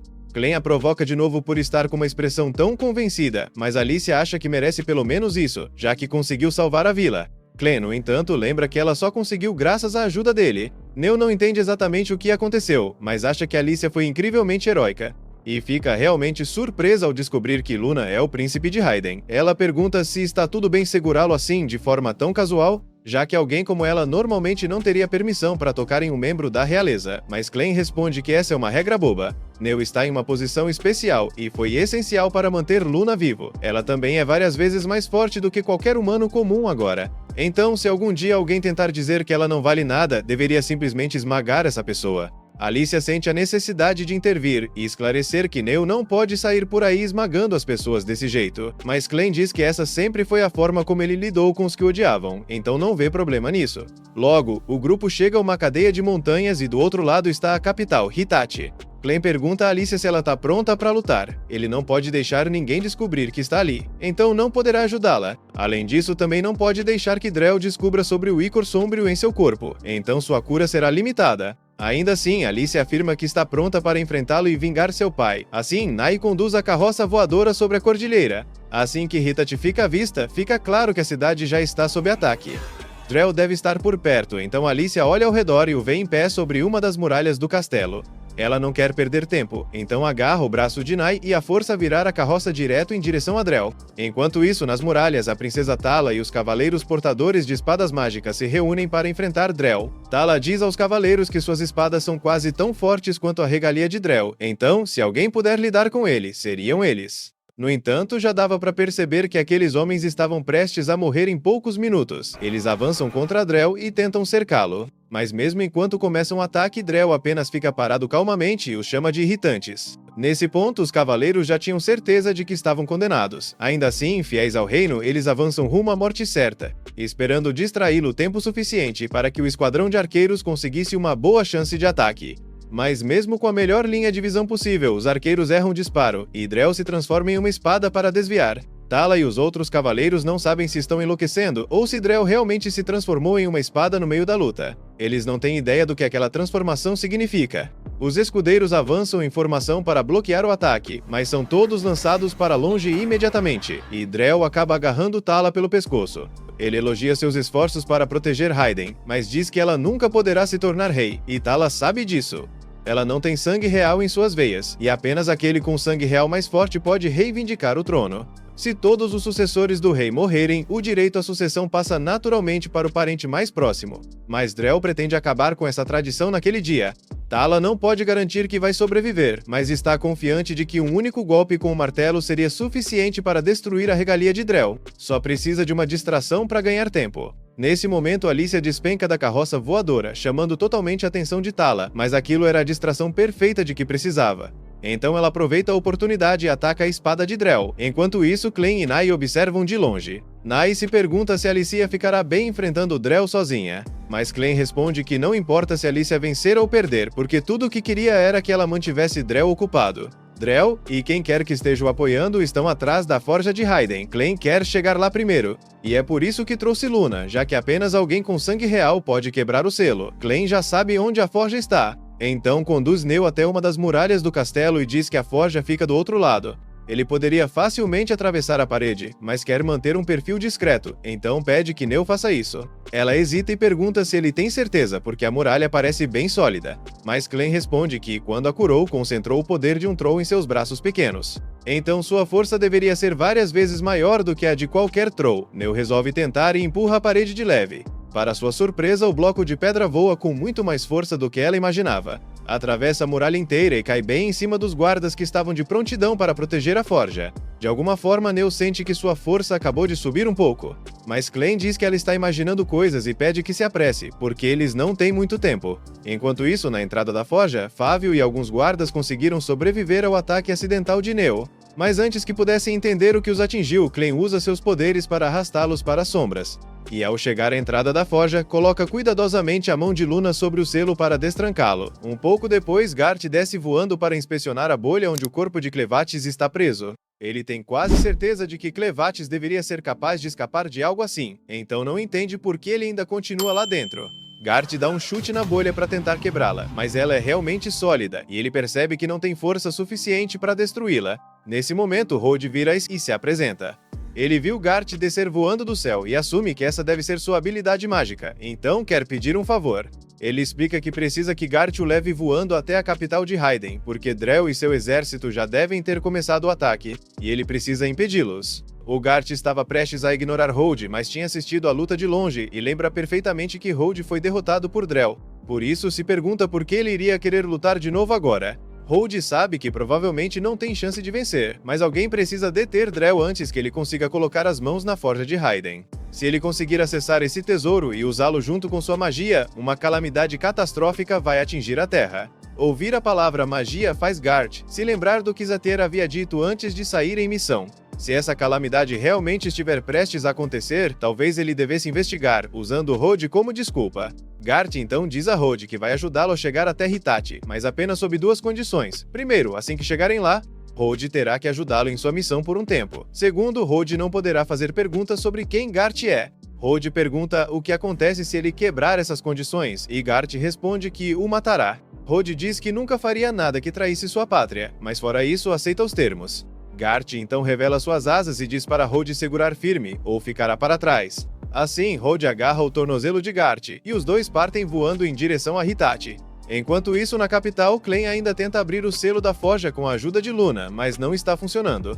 Ele também acha que arrebentar a entrada à força não é uma boa ideia, então decide tentar entrar por cima. Ele pede para Neo cuidar de Luna por um momento, e em seguida salta até o topo da chaminé da forja. O calor que sai de lá de dentro é absurdo. tão intenso que ele tem certeza de que qualquer besta sombria comum seria incinerada se tentasse entrar por ali. Mas ele não é uma besta sombria qualquer. Convicto, ele se joga sem pensar duas vezes.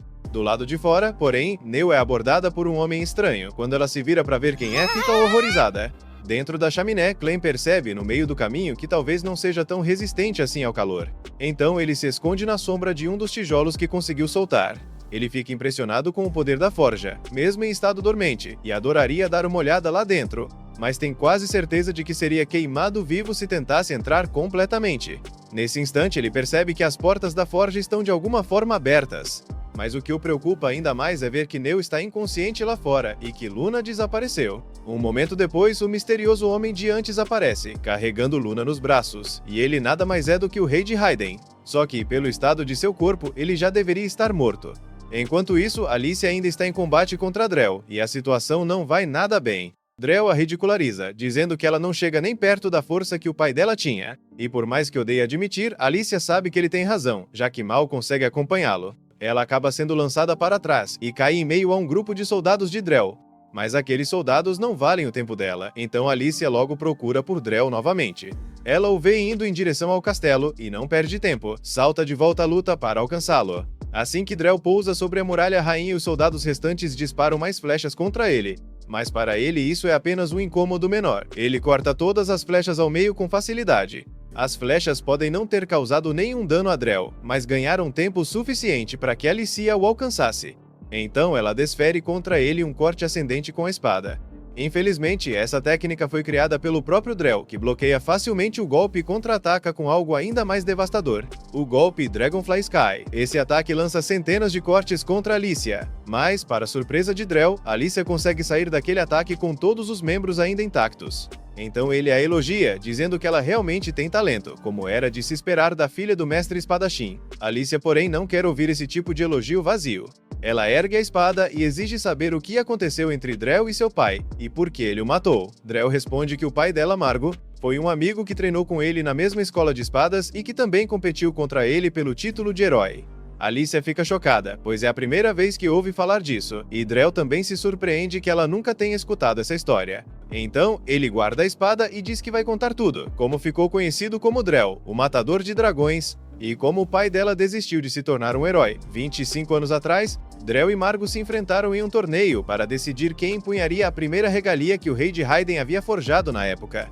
Drell e Margo ainda eram grandes amigos naquele tempo. Quando o torneio começou, os dois prometeram dar o máximo de si.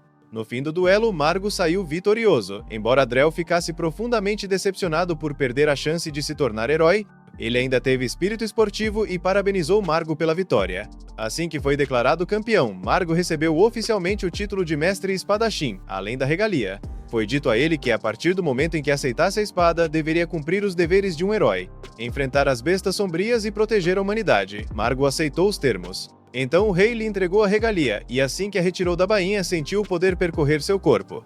Mas o rei explicou que, apesar de poderosa, a regalia ainda estava incompleta, e Margo precisaria finalizá-la por conta própria. Ao perguntar o que isso significava, o rei explicou: toda regalia possui uma alma, e a primeira coisa que for morta pela lâmina terá sua alma aprisionada dentro dela. Por isso, Margo deveria escolher sua primeira presa com sabedoria. Algum tempo depois, Margo e Drell se encontraram em uma taverna próxima para discutir os planos futuros. Margo disse que pretendia formar uma força de expedição para sua primeira missão, de modo a lidar com ameaças menores primeiro, já que seria desastroso se uma simples besta sombria fosse o primeiro sacrifício de sua regalia. Falando em primeira presa, Margo contou que estava pensando em enfrentar um dos dragões do norte. Assim que Drell ouviu isso, levantou-se em pânico e o alertou para não fazer nenhuma loucura.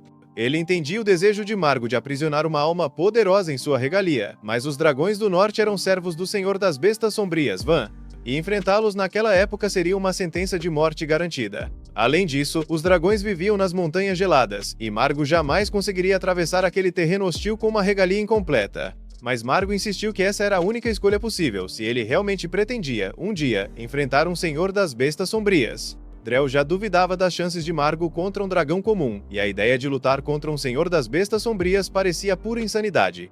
As lendas falavam de heróis que eventualmente derrotavam esses senhores sombrios, mas Drell nunca acreditou nelas de verdade. Ainda assim, ele sabia que Margo era o espadachim mais forte que já vira. Se alguém poderia derrotar um Senhor das Bestas Sombrias, seria ele. Margo levantou e disse que eles precisavam começar os preparativos para a expedição. E embora estivesse confiante de que poderiam derrotar um dragão, a realidade acabou sendo bem mais dura do que ele imaginava. As condições das montanhas nevadas eram extremamente severas, e embora tenham encontrado um dragão rapidamente, o dragão também os avistou. Ele girou no ar e lançou sobre eles uma rajada de ácido inflamável. Esse único ataque aniquilou toda a equipe da expedição. Restaram apenas Drell e Margo. Drell insistiu que deveriam recuar, pois suas chances de vitória eram mínimas. Mas fugir não era uma opção, o dragão certamente os caçaria se tentassem. Restava apenas avançar e derrotá-lo antes que fossem mortos. Mas isso era mais fácil falar do que fazer, especialmente porque o dragão usava sua vantagem aérea para ficar fora de alcance. Eles precisavam pensar rápido, então Margo teve uma ideia. Pediu a Drell que usasse contra ele a técnica do dragão ascendente. Era uma jogada arriscada, mas a única chance de Margo chegar perto da criatura. Drell aceitou. Correu na direção de Margo e o lançou pelos ares com o golpe. Funcionou como planejado. Margo foi arremessado alto no céu, e quando passou acima do dragão, desferiu um golpe que dilacerou suas asas. A criatura caiu com violência no chão, e agora era a vez de Margo brilhar. Drell, atônito, só pôde assistir da lateral, impressionado com a performance extraordinária de seu amigo. Mesmo sem asas, o dragão continuava feroz, mas Margo ainda mais. A cada golpe, seus cortes se tornavam mais rápidos e precisos. Drell começava a acreditar que ele poderia realmente derrotar aquela fera. Porém, foi nesse momento que a tragédia aconteceu. Margo se preparava para desferir o golpe final, e parecia que a vitória estava garantida. Mas no meio do movimento, um dos pés de Margo ficou preso em uma pedra por uma fração de segundo. Essa pequena abertura foi tudo que o dragão precisava. Ele imediatamente lançou suas garras e arrancou o pé de Margo fora, junto com qualquer esperança que ele ainda tivesse de vencer a luta ou se tornar um herói.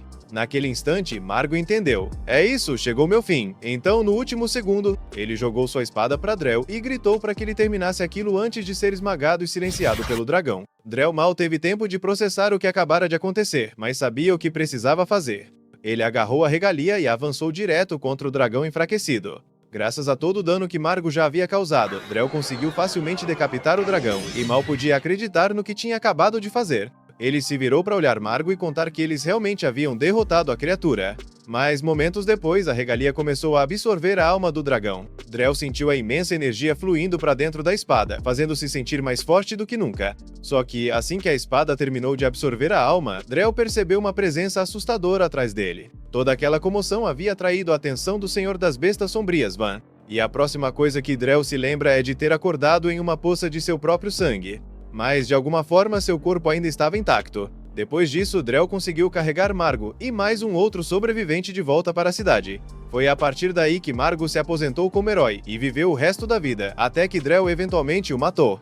No entanto, mesmo depois de receber o título de Matador de Dragões e se tornar um herói, as dúvidas de Drell sobre as lendas dos heróis nunca desapareceram. Ele acredita que essas histórias estão cheias de mentiras e que as informações mais importantes sobre elas estão sendo escondidas pela família real. A rainha não faz ideia do que Drell está falando, mas a essa altura não existe nada que ela possa dizer para convencê-lo do contrário. Alicia então pergunta se ele acha que a magia é o que foi escondido das lendas, e Drell confirma. Ele diz que é isso que as vozes em sua cabeça vêm lhe dizendo desde o dia em que encontrou Vordan, e ele sabe exatamente o que precisa fazer agora. Drell usa a magia de necromancia para invocar o esqueleto de um dragão morto-vivo.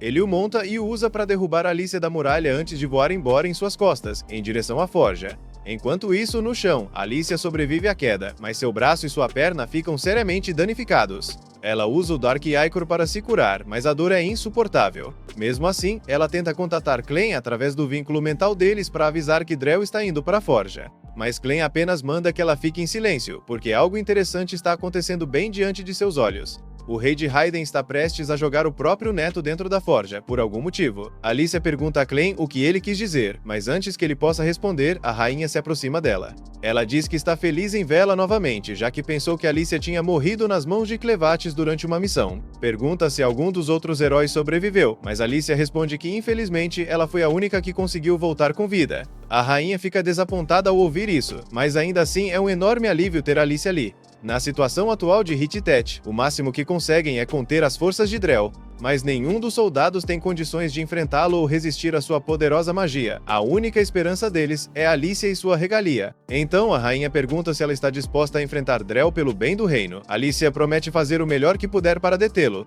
Mas antes disso, há algo importante que ela precisa dizer. Alicia conta a Tala que seu filho ainda está vivo e escondido por perto. Tala congela em choque com as palavras dela, já que até agora ninguém tinha nenhuma informação sobre o paradeiro de seu filho.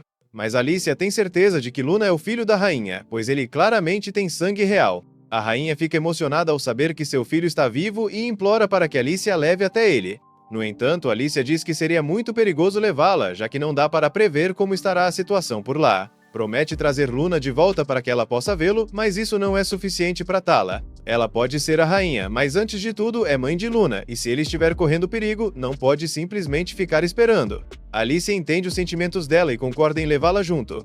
Enquanto isso, dentro da forja, o corpo decapitado do rei se prepara para fazer um sacrifício. Clem apenas observa, curioso para ver até onde aquilo vai. Mas quando percebe que o rei pretende jogar Luna dentro da forja, ele segura o braço dele para impedir. Pergunta se é assim que um avô deveria tratar o próprio neto. O rei sabe o quão terrível isso é. Na verdade, ele mesmo não quer fazer aquilo, mas não está no controle de seu corpo. Suas ações estão sendo guiadas pela vontade da forja. Jogar Luna dentro dela faz parte do processo para transformá-lo no próximo rei. Por gerações, todos os que estavam destinados a se tornar reis eram lançados na forja e queimados até virar cinzas. Momentos depois, a forja os ressuscitava com um novo corpo, incapazes de desobedecer sua vontade.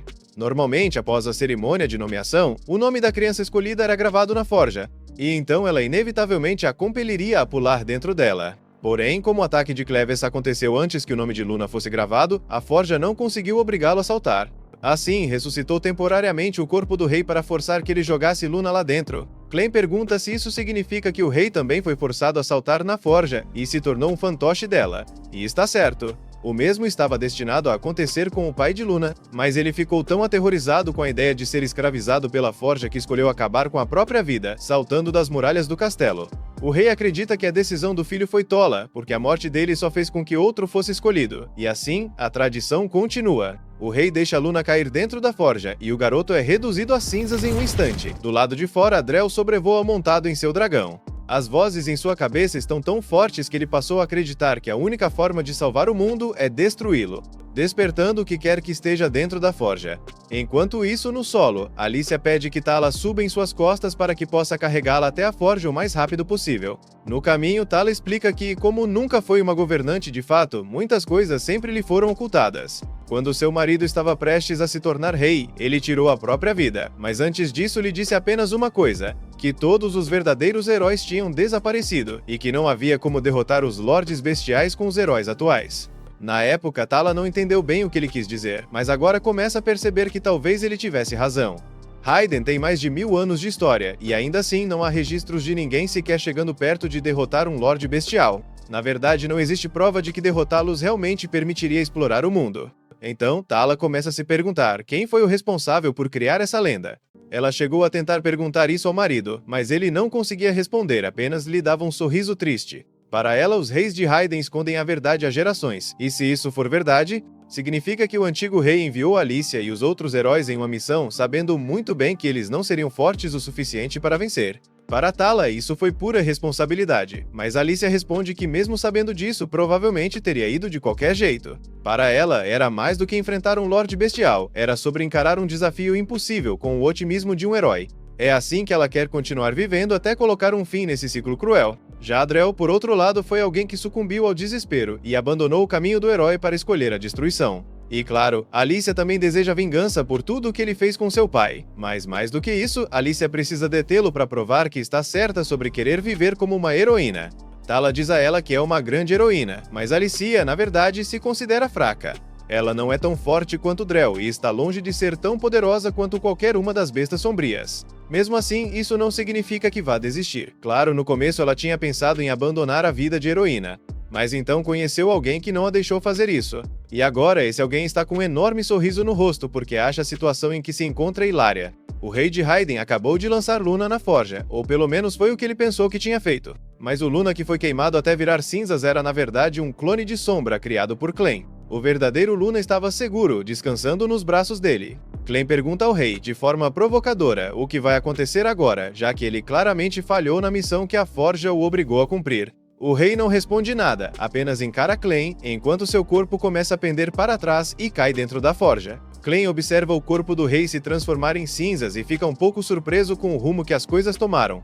Mas tem certeza de que aquilo não seria o fim, então grita para o mestre da forja aparecer e enfrentá-lo de uma vez. Momentos depois, enormes chamas irrompem da forja, e a montanha inteira é destruída pela explosão. Drell vê isso acontecer, e a voz em sua mente diz que ele precisa agir rápido, pois não há mais tempo a perder.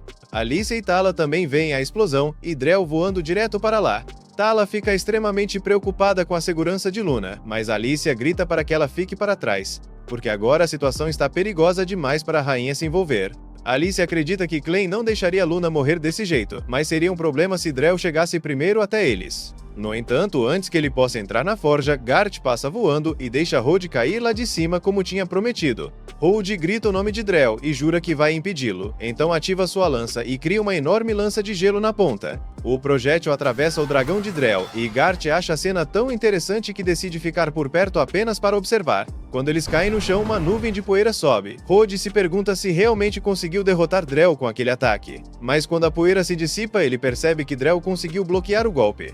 Rhode é lançado para longe e Drell já se prepara para acabar com ele, mas de repente Alicia surge e derruba as espadas de Drell. Drell começa a se irritar com tanta interferência e decide que vai acabar com tudo de uma vez. Ele se prepara para enfrentá-los. Alicia e Rhode se reagrupam e, como é a primeira vez que se encontram, Rhode pergunta se ela é uma heroína. Alicia confirma e eles trocam apresentações rápidas. Não tem tempo para conversar muito, já que ainda precisam lidar com Drell. Rhode pergunta se pode assumir que ela lutará ao lado dele, e Alicia responde que estava prestes a perguntar o mesmo, porque, se qualquer um deles enfrentasse Drell sozinho, não teria a menor chance de vencer. Drell acha engraçado eles acreditarem que lutar em dupla vai lhes dar alguma vantagem. Diz que não importa, porque a força deles é limitada por seus corpos humanos, e ele não tem esse tipo de limitação. No instante, Drell aparece atrás dos dois e desfere um golpe tão poderoso que manda Alicia e Rhode voando. Em seguida, atinge os dois novamente, jogando-os pelos ares. Enquanto eles ainda estão atordoados, ele voa até Alicia e a perfura no peito com sua espada. Rhode tenta surpreendê-lo enquanto ele está distraído, mas Drell já previa isso. Segura o punho de Rhode e, em seguida, joga os dois de volta ao chão. Drell passa alguns segundos olhando para eles de cima, apenas para humilhá-los, e então desce para acabar de vez com a luta. Eles precisam pensar em um plano rápido. Alicia diz a Rhode para usar novamente sua técnica da lança de gelo. Ele não entende o motivo do pedido, mas confia no julgamento dela, então ergue sua lança para o céu e invoca outra lança de gelo. Como esperado, Drell desvia facilmente e ainda se sente insultado por Rhode tentar algo tão óbvio. Mas quando olha de volta para o chão, percebe que Alicia não está mais lá. Ela tinha saltado sobre a lança de gelo para alcançar Drell por trás e garantir que ele não escapasse. Rhode usa o restante de sua força para congelar os pés de Drell no lugar, criando a oportunidade perfeita para Alicia desferir um corte e parti-lo ao meio. No entanto, Drell mal se incomoda por ter o corpo dividido, porque sua verdadeira forma agora está dentro de sua espada. A lâmina gira no ar e voa direto contra Alicia, cortando seu braço e a arremessando ao chão. Rhode corre para ampará-la e acima dele vê o corpo de Drell se reformar a partir de sua energia sombria. Drell diz que os esforços dele são até louváveis, mas inúteis, porque pessoas como eles nunca poderão se tornar verdadeiros heróis. O fato de os humanos precisarem implantar pedras mágicas para conseguir usar magia é a prova disso. Então, Drell diz a Rogue e Alicia que todos os humanoides deste continente são inferiores aos verdadeiros humanos que governaram o mundo inteiro séculos atrás. Os humanos atuais e as bestas sombrias não passam de peças em um jogo dos verdadeiros humanos, e esse jogo vai continuar para sempre, a menos que alguém coloque um fim nisso. É exatamente por isso que Drell quer reduzir a cinzas toda e qualquer lembrança dessa lenda idiota dos heróis, para que possam recomeçar do zero. E até lá, ele está disposto a cometer quantas atrocidades forem necessárias. Clem ouve todo o discurso de Drell através de sua conexão com Alicia e finalmente entende o que Drell, e por consequência seu mestre Varden, estão tentando fazer. Pessoalmente, Clem nunca conheceu esses verdadeiros humanos que Drell mencionou. Então ele supõe que eles devem ter desaparecido antes mesmo de ele se tornar um senhor das bestas sombrias. E isso também significa que esse livro deve ser um dos últimos vestígios da lenda dos verdadeiros humanos. No instante em que o livro apareceu, toda a forja desapareceu.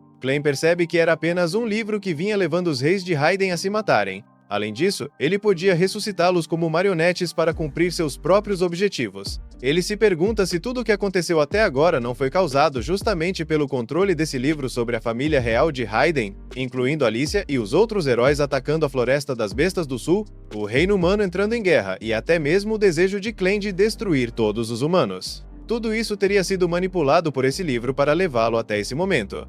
Clem ri da absurdidade dessa situação e de si mesmo, por ter sido manipulado tão facilmente, mesmo sendo um senhor das bestas sombrias. Ele não herdou as memórias dos senhores anteriores, então há uma parte da verdade que ele desconhece, mas só pode supor que sua posição tenha sido criada justamente para lutar contra esses enigmáticos verdadeiros humanos que Drell mencionou.